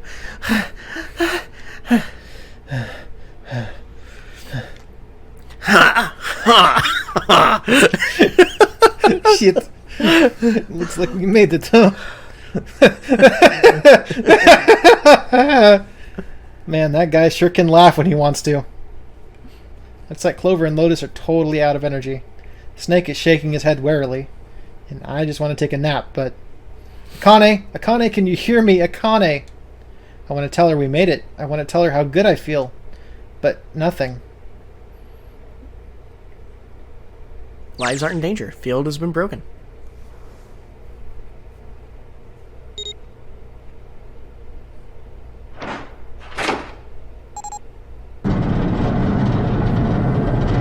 So her door added up to 9. Right. They changed it. The door opened. Standing in front of it was my brother. Akane! Aoi! I cried his name even though my voice was almost gone from screaming, and leapt into his arms. Oh, Aoi. Akane. I buried my face in his chest and cried again. I cried and cried and cried. The steady thump of his heart in my ear made me feel like I was home. Its beat was almost like a lullaby. That's right, Cap. I wrapped my arms around him as far as they would go, and held him as tight as I could. Just to be there felt like a miracle. I hadn't felt the warmth of another human body in what had seemed like an eternity. I just wanted to stay there in his arms forever. But I couldn't. The moment I passed through the door, my bracelets had begun to count down to death. I leapt away from him and looked around. The door had already closed. I spotted the dead only a short distance away. It took me only a moment to get to and scan all the bracelets. I left the ones Hongo had dropped on the scanner panel. That was it.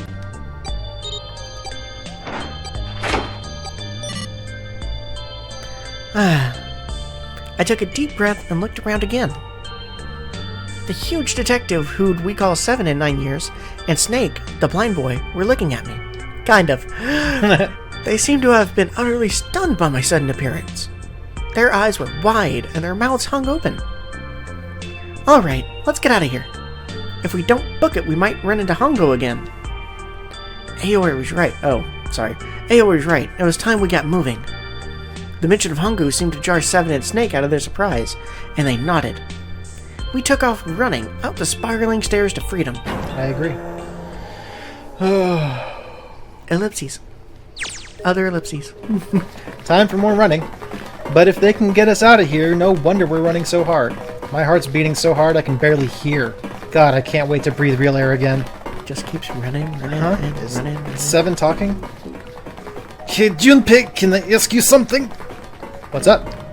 The door, the one with the 9 on it, why'd it open? Yeah, all 5 of us verified our numbers on the red. 2 plus 4 plus 5 plus 7 plus 8 equals 26. That makes our digital root 8. It shouldn't have opened. That's not like you, Lotus. I thought you'd have figured it out already. Huh? Why? Because you were the person who taught me about the idea of bases. Bases? Yeah, he got to 3rd. Yeah, what are the 2 numbers in base 2? 0 and 1. How about base 10? That goes from 0 to 9, duh? Then how about base 16? 0 to F. After 9, it starts with an A and goes from there. B, C, D, etc. You're right.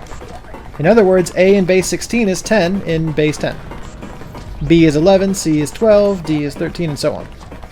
So, what about it? You don't get it? What if we keep going with that pattern? What if you go all the way to base 15, 16 to base 27? Base 27? Yeah. Well, the numerical digits are the same, so I guess you'd add alphabetical digits. E is 14, F is 15, G is 16. H is 17, I is 18, J is 19, K is 20, L is 21, M is 22, N is 23, O is 24, P is 25. Yeah, and what comes after that? Q! 26! And what does that mean? That wasn't a 9 on the door. It was a Q, a fucking lowercase q! Yep, that's pretty much it. I guess to put it another way, you could say that it was a 9 in base 10, but a Q in base 27. Time for more running. God, my thighs are killing me. I swear any moment now I'm going to tear a muscle. Also, Lotus's thighs are killing me.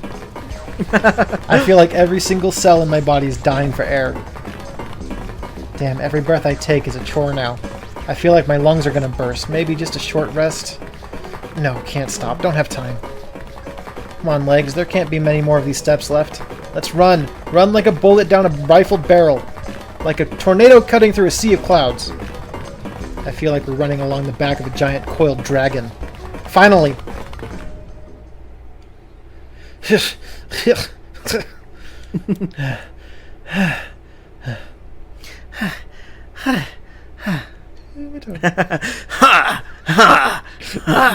can't like that. Phew. Jesus, I can barely breathe. No, Junpei, no time to rest. Pull yourself together, man. You're almost there. Alright, I'm gonna open it. Duh. Yes. We're finally here. Please do. Sure, you look like a big heavy door, but you're the only thing standing between me and my freedom. But even more important than that, you're the only thing standing between me and Akane. You're gonna open, and you're gonna open now.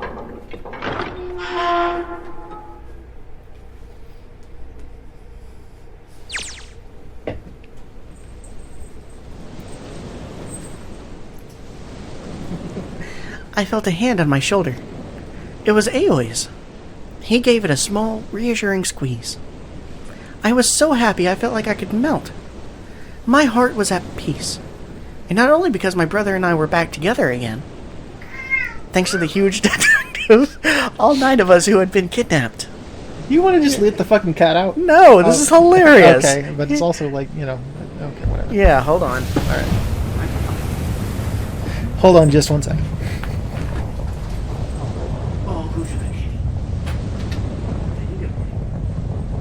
Piece of shit cat. Fucking ruining everything. Yeah. Grand finale. He's all just...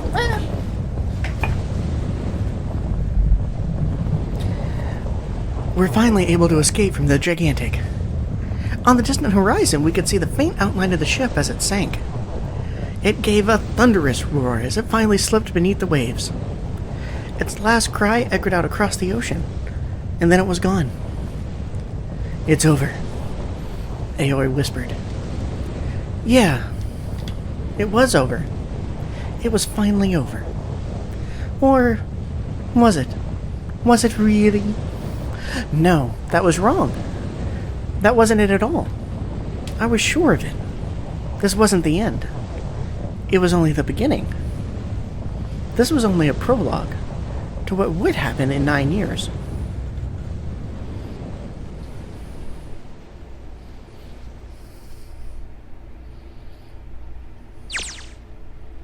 Yes, finally! Air! Yeah, air's overrated. Ah! Damn, that sun is bright. You can barely see anything. I gotta admit, this doesn't quite look like... Wait. No way. You've gotta be shitting me. What? It can't be. This is... It's the Arizona building Q. Nevada, but yes. Or, yeah, Nevada.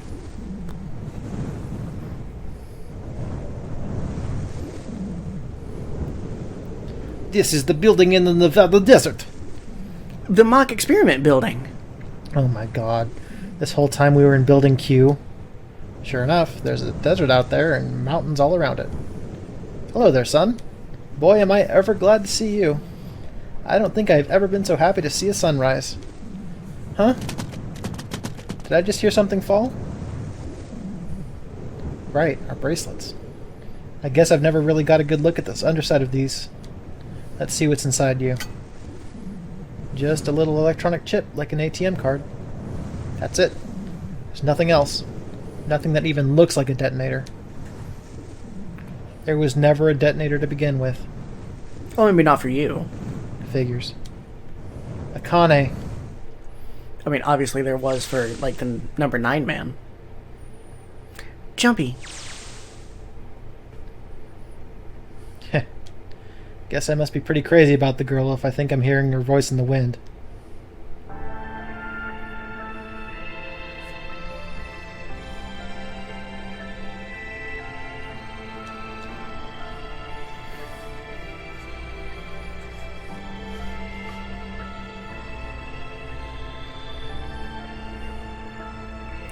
Alright, so there is a post-credit scene as well.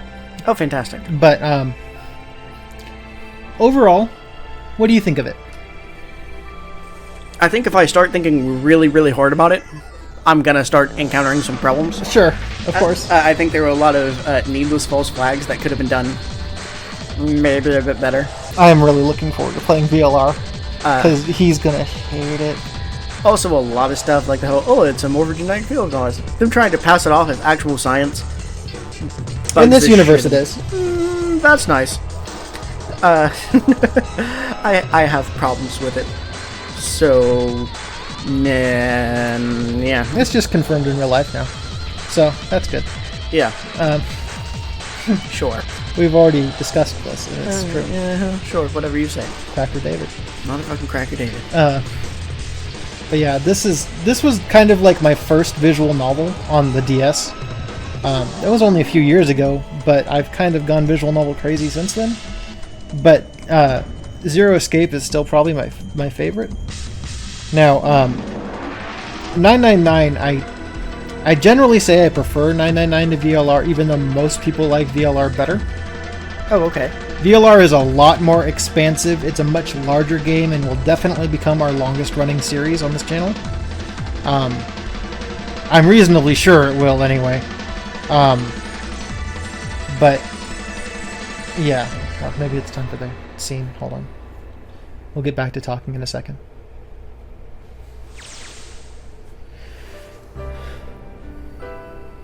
Are you okay?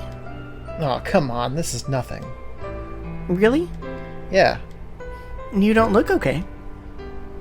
It was just before the end of elementary school. Jumpy and I were sitting next to each other on a small hill, looking down at the town as the sun slowly set. How does it look then? He was half serious and half joking. I thought about it for a minute first. Well, let's see. It's not great.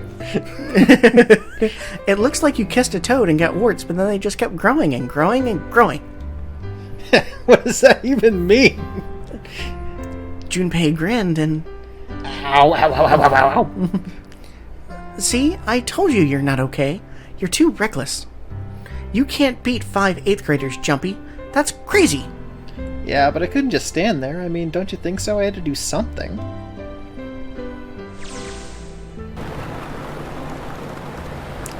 Look at that Nevada desert go past. No thanks. For an SUV, this thing has a pretty smooth ride.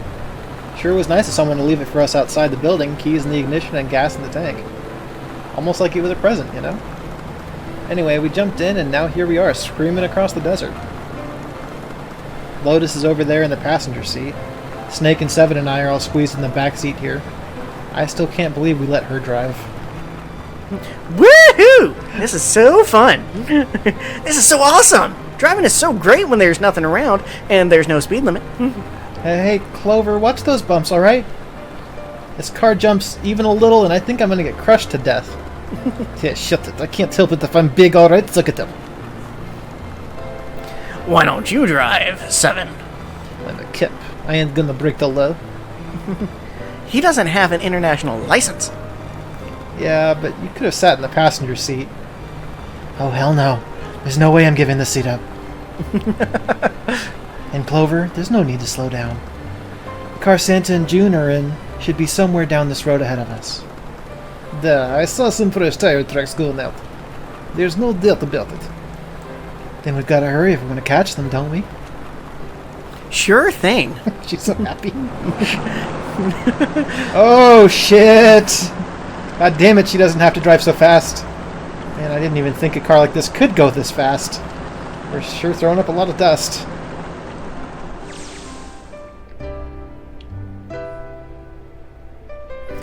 It was a couple of hours after we run into the junior high students. They'd been hiding in the bushes on the back of one of the hills, drenching a kitten in gasoline. What the fuck? Rude. The moment we saw what they were doing, Jumpy ran up to them, furious. Hey, what the hell are you doing? Then he jumped on them, because he's Jumpy. Yeah. He quickly scooped up the kitten and tossed it to me. Yeet. I caught it and ran for the police station as fast as I could. Help me, officer! Or, help me! Officer, please! You have to come with me! I'm with you. The policeman and I headed back to the hill. All we found was Jumpy, sprawled on the ground with a face covered in big swelling lumps. You couldn't run away after you threw the kitty to me? I asked him. He stuck his tongue out through the hole in his mouth where a tooth had fallen out. Yeah, I guess I coulda. Then, why didn't you? I didn't want to. I wanted to beat him up. Beat him up real good. Because of what they were doing to the kitty? Yeah, that too, but I think they were the ones behind those murders our first semester, remember? Oh, you mean the bunnies? Yeah, the bunnies. He plucked some grass from the ground and tossed it into the wind. They asked me what elementary school I was from, so I told them. Then they said they'd do the same thing to you that they did to the rabbits. I couldn't forgive them for that, so I...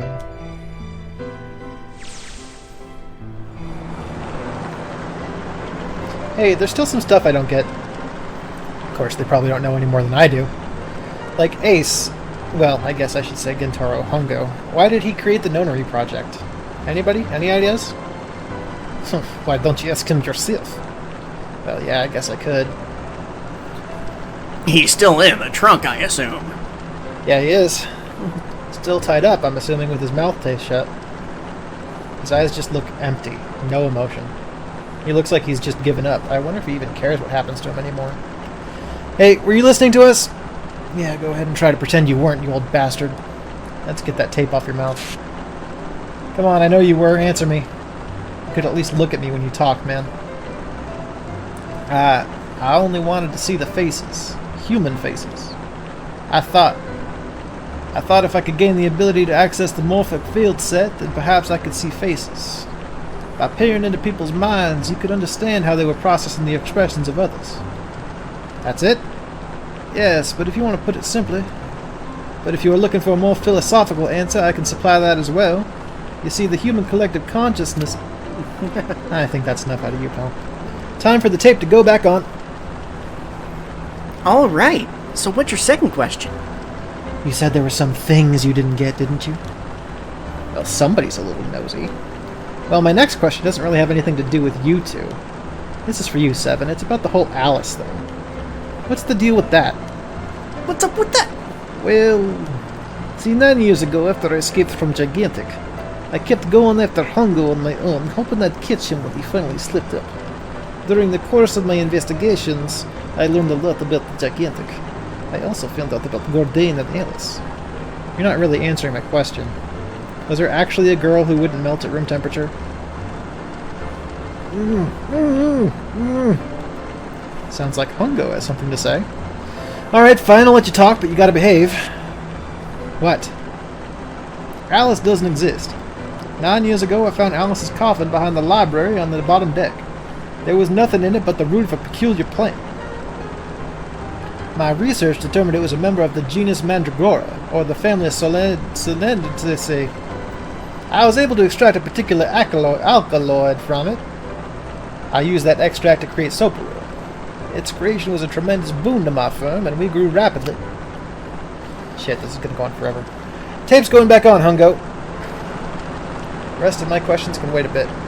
For now, I think I'll just enjoy the ride.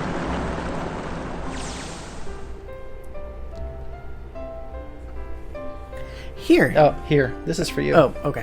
What's this? This is a for you doll. His name is Junpei. Junpei pulled something out of his pocket and shoved out his arm toward me. In his hand was a doll made of yarn, small enough to fit in his palm. Jumpy, are you sure it's a, for you doll? Huh? Yeah, the lady at the shop said so. That means it's for you, right? Are you sure it's not a voodoo doll? What? That's... Oh, man. Oh, man! Well, it sure looks like a voodoo doll. I mean, you do know what a voodoo doll is used for, right? Yeah, I guess calling it Junpei isn't a very good idea, then. Why are you giving me this anyway? It just seems really sudden. You know, after June, we aren't gonna see each other again too much. I mean, we're going to be in different schools, and I just thought I'd, Oh, okay, well, how about we call it June then? Oh, okay. So I wanted to give you this. You sound like some sort of tribal chief in a bad movie. Yes, head of tribe. This doll, traditional charm of tribe. So I give this, it me, so we always together. Oh, Jumpy. If something bad, then hold and pray. I go wherever you are. So here, take. So there is no morphogenetic field, just a voodoo doll. Got it. You're willing to accept that one? Sure. Why not? Okay. I reached my hand out and picked up the doll gently. There's absolutely a morphogenetic field. No. In this universe, there is. Nope. Not in real life. Nope. Thank you. Thank you so much, Jumpy. Before I knew it, I was crying. Tears streamed down my face and fell onto June's tiny yarn body. Man, this girl cries at, like, everything. Yeah, that's fair. Like, understandably, but, like, every other sentence has, oh, I was crying. Oh, Jumpy, I'll never forget you. I've met some women like that. Yeah. Yeah, that's true. I promise. Jumpy looked straight into my eyes and said just 5 words. Ellipsis, ellipsis. I'll never forget you either. That was 7. It was 7. The sky was beautiful crimson red as it melted down towards the horizon. The last golden rays of sunlight stretched out across the city and painted themselves across the hills. We sat, bathed in the warm light of evening. Just the two of us, leaning gently against one another, shoulder to shoulder. The sun set, and we still didn't leave. We watched in silence as the darkness deepened, and one by one the lights of the town began to flicker on. That's adorable. That's yes. Nice. There's still one thing I don't get. To be honest, it's the biggest mystery as far as I'm concerned. This ending is longer than Return of the King. Also the only one that's really important. It has to do with June and Akane. 9 years ago, she died in the incinerator on the Gigantic. But she's still alive now as June. But how? Was it because I tapped into the Morphic Field set and saved her 9 years ago? Alright, let's say that makes some kind of insane amount of sense. If I did that, then how do I make sense of what 7 remembers? Snake makes sense. He's blind. He couldn't have seen her body anyway. But 7, he said he was sure he saw it. Does that mean there's some kind of historical discrepancy? Or, wait, maybe that's not it at all. I sent a D-mail. There was one other logical explanation. Was what you told me the truth, 7? You look satisfied. No. No way. He couldn't. Hey, look! Over there, there's somebody next to the road. Huh? What? Huh?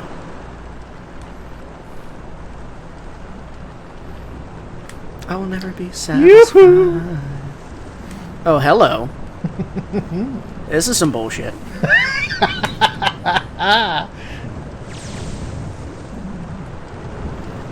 The burning gate of the Nevada sun pounded down on her head.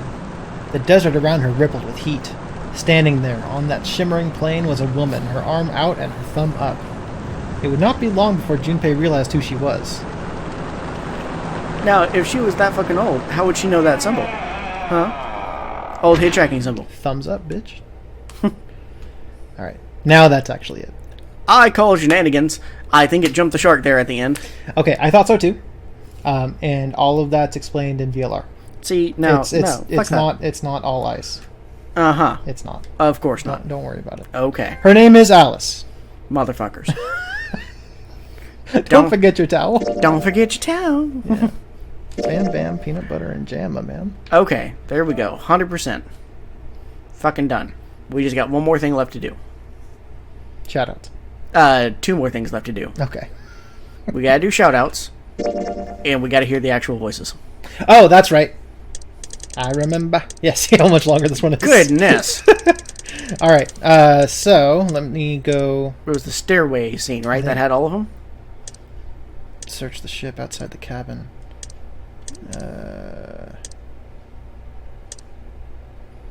Yeah, let's do this one. You're right, I did forget about that. Good call. Yes, because we promised that we would hear the original voices. I still haven't heard them yet.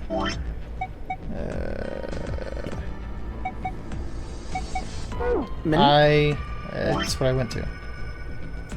I don't know. Okay, let's save again.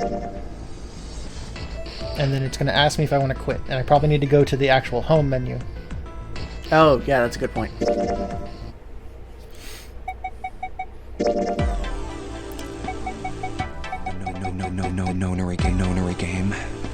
No game. No game. Yeah, that was kind of sexy. Was it? Yeah. Alright, so we get to hear these voices for the first time. This is just an extra long ending episode. But we promised very early on that you would get to hear these voices. Hold on. What the hell? It's completely submerged. That one's pretty close. Damn. Not even Water close. level keeps rising like this. We're all gonna drown. Yeah, it's wrong now. Yeah, right? Russian's way better. Yeah. No, I don't believe Oh, that's goodness. something we have No, to man. worry about. No. Shut the fuck up, Prince. See? The water's not flowing. That means the origin of the water has been stopped. Perhaps this Zero fellow has used some sort of remote control to seal a watertight door lower down. He said that our time limit was 9 hours. It's so weird In to other hear him words, like that. This water won't rise for 9 hours. And you're saying we won't sink till then. Well, that may be a little too optimistic. No point to wishful thinking. I don't like it. I have Depressing. problems. I mean, he's fine, right? Yeah, that's If we fine. don't determine a way to advance from this point, we Oh, are it's stuck Bato. on A deck and Yes. C deck. Okay, that's fine. Looks that way. Hey, hold on. How about we check C deck before we jump to any Well, conclusions? it's Sadek Santa. Silver, Right. whatever your name is. Might yeah. find something there. Or Kodak. You're right. I think we should look at the metal Junpei's doors by fine, the too. big staircase too. No, he's a bit too low, Suspicious. right? Okay, so It's a bit too gruff and manly, right? He needs to tone it down. he's not often like that. He's kind of like anime protagonist voice a lot of the time. Oh, No okay. numbers on either door. Yeah, she's fine. I have Yeah. no problem And I with her. don't see an authentication device either. Nope. It's locked. This one too. Damn, none of the doors are opening. Hey guys, over here. There's Definitely another should have been a door Russian behind the cop. Stairs. Yes, that Russian Japanese. This one cop. doesn't open either. Yeah, Bato for him is great. Not as good as the Hey, judge, old man. but I'm not Using going to knock on force, I Bato. see. So Let's give it a try.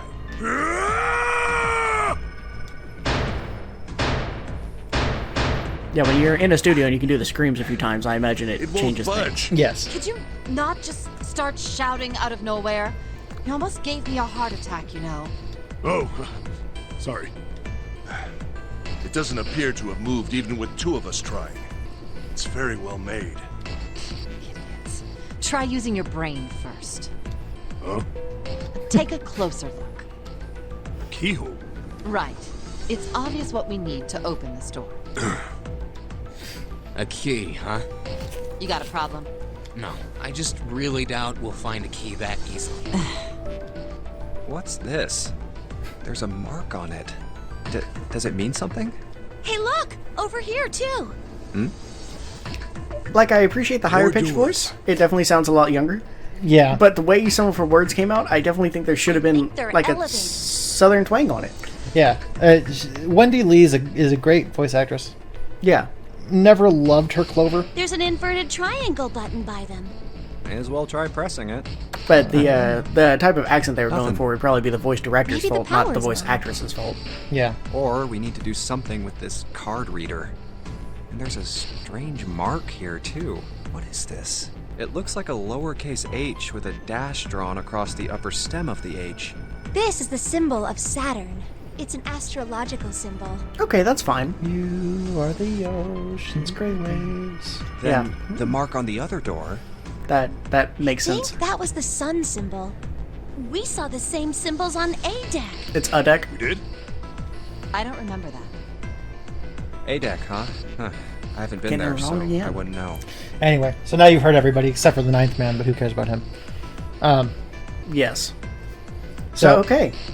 overall, I don't mind these original voices. I actually like them, but I kind of also liked ours quite a bit. Also, Yeah, I'm not going to be able to unhear ours, yeah, especially Snake. especially Snake, Seven, and Ace, because those Yeah. are very specific voices. Yeah, that's true. But hopefully, you guys enjoyed it. You get to hear both sides of it. Yes. We're not professionals, and we only do one reading, whereas professionals, we usually read a line like 3 times to try and get it just right. Right. And they get to practice their screams a bit more. We did all of our shit live, so of course they're better voice actors. They also got paid for it. For me, truly doing a Russian voice for like the first time, I think I nailed it. 100% perfection, no one can doubt. Move to Russia now. A Russian would hear it and be like, "Oh yes, duh, that's just like a tone." No, they... Anyway, Maybe it's Ukrainian. great. It's much better than my German voice. Yes, that's undeniably true. I'm glad I did not do a German voice. But I could have for Ace. That would have worked okay. I suppose. I mean, the judge was better. Yeah, But Judge was great. We got to do some crossover yes. little shenanigans there. But So, okay. good shit. But yes, as we were saying before the credits ended, I really, really like 999 and VLR, and I'm really excited to do VLR later. That's going to be a long one. Yeah. And it's a little more convoluted, but I'll keep you going. I know what's happening, and I won't spoil it at the time, but I might try to fill some stuff in if I have to. Especially since we go week to week to week to week. It's not just binging playing it all in a weekend. You're going to forget stuff. Absolutely. So that's fine. The third game sucks, but well, it doesn't suck. It's not nearly as good, and it's way more convoluted. And we will probably not play it on this channel. That's fair. But let's go down the list. So graphics, I would say, are pretty dang good, especially since it was originally a DS game. Yeah, I mean, it looks different on the DS because it's all pixelated, and these are just HD art sprites. Yeah. But this pretty much uses the same 3D models as the DS one, just upscale. Yeah. So Which is good. I thought that was fine. I dug it. No complaints there, especially for the type of game that it is. Right. The gameplay, It's good. it's good. There are a couple of puzzles that were kind of like, well, that's weak sauce, and a couple of them kind of like, fucking no, that's just weird. No one would think of that. Calm down. Right. But for the most part, really good. Moving around wasn't a whole bunch of a hassle, like it can kind of be in Phoenix Wright sometimes. Oh, sure. Talking to everybody, figuring out things. It was good. I liked it. Playing with a controller is probably not the best way to play this game, or VLR, to be honest. Oh, yeah? I mean, obviously they were both originally meant for DS and then 3DS and Vita, right, is where they were originally released, and then released later here. But mouse and keyboard is great. It works really well with this game as well, because I played through both of those on Steam as well as on PS4 and on DS and 3DS. Not Vita, I don't have a Vita, but I would if I had one. Anyway, so yeah, controls, it's fine. Controller is alright, it works, it does the job. But it's probably better the other way. Yeah. Music was catchy in the background without being obtrusive. I never got tired of hearing these songs. Yeah, definitely. Served the purpose well. And it set the sort of like mood when you were switching screens and like, oh, you gotta solve the room and all that stuff. So, yeah, it did its job. No complaint with the music. It's probably my favorite DS soundtrack. Really? I think about DS soundtracks, and none of them generally pop out at me. Like, people praise the Sinnoh games of Pokemon a lot for their soundtracks, and I'm like, they're good. Pokemon never really stood out to me specifically for the music. Like, I know the music, and it's fine, but, like, it's never been the star of the show for me. Like, Until Sword and Shield. Sword and Shield is the exception here. That game's soundtrack, amazing. But Sinnoh, it's fine. It never stood out to me much. Other DS games, yeah, you got your Kirby's, which always have great soundtrack, whatever. But 999, I really fell for the soundtrack. And I've listened to it several times since then on YouTube. Whatever, back on the Distify stream, I asked to have it added, and he did add it eventually. It's just good shit. Especially this music is basically unchanged from the DS one, just maybe a little higher quality. Okay. But yeah, and then characters, great characters, love them. Yeah. And then story overall, a little convoluted, but still generally good. I like the overall story once you get what's happening. And then replaying it again with that knowledge makes it even better.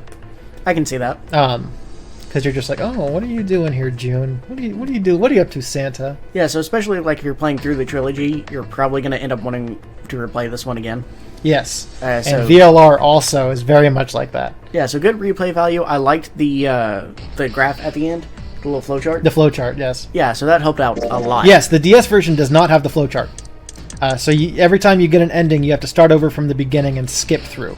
That's common for visual novels. Yeah, this was a lot better, though. This was a significant step up, especially for us. And just being able to visualize it better. Yeah. It really helped. So I think they put this game on the iPhone. Oh, okay. After the DS one, but before the Nonary Games version. And on the iPhone version, they added an extra ending as well as the flowchart. Now, the extra ending is nothing more than just the knife ending again, but with a syringe, basically. Oh, okay. So you're not really missing it here. Gotcha. But it was on the iPhone, and it didn't have the escape rooms. It was just the visual novel part.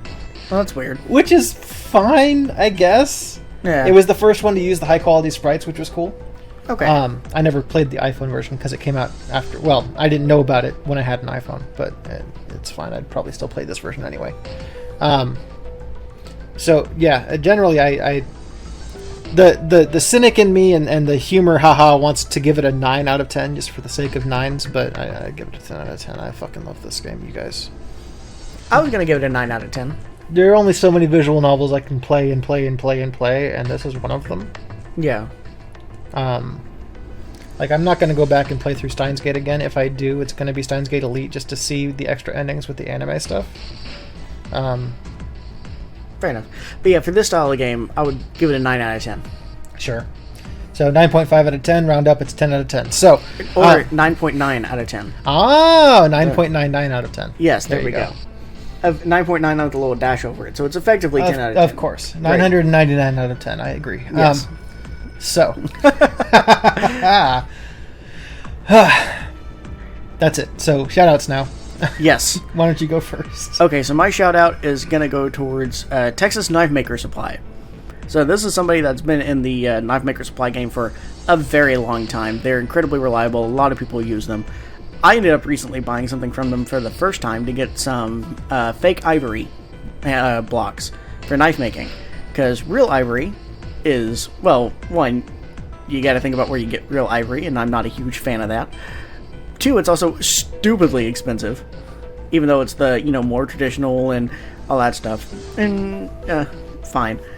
But also there's no longer importing of real ivory, obviously, because we outlawed that. So right. If you want to buy it in America, at least, you have to get it with a certificate saying it's this so much old and all that, and that just jumps up the price even more. You just bleach ebony. Yeah. So it's been a while since fake ivory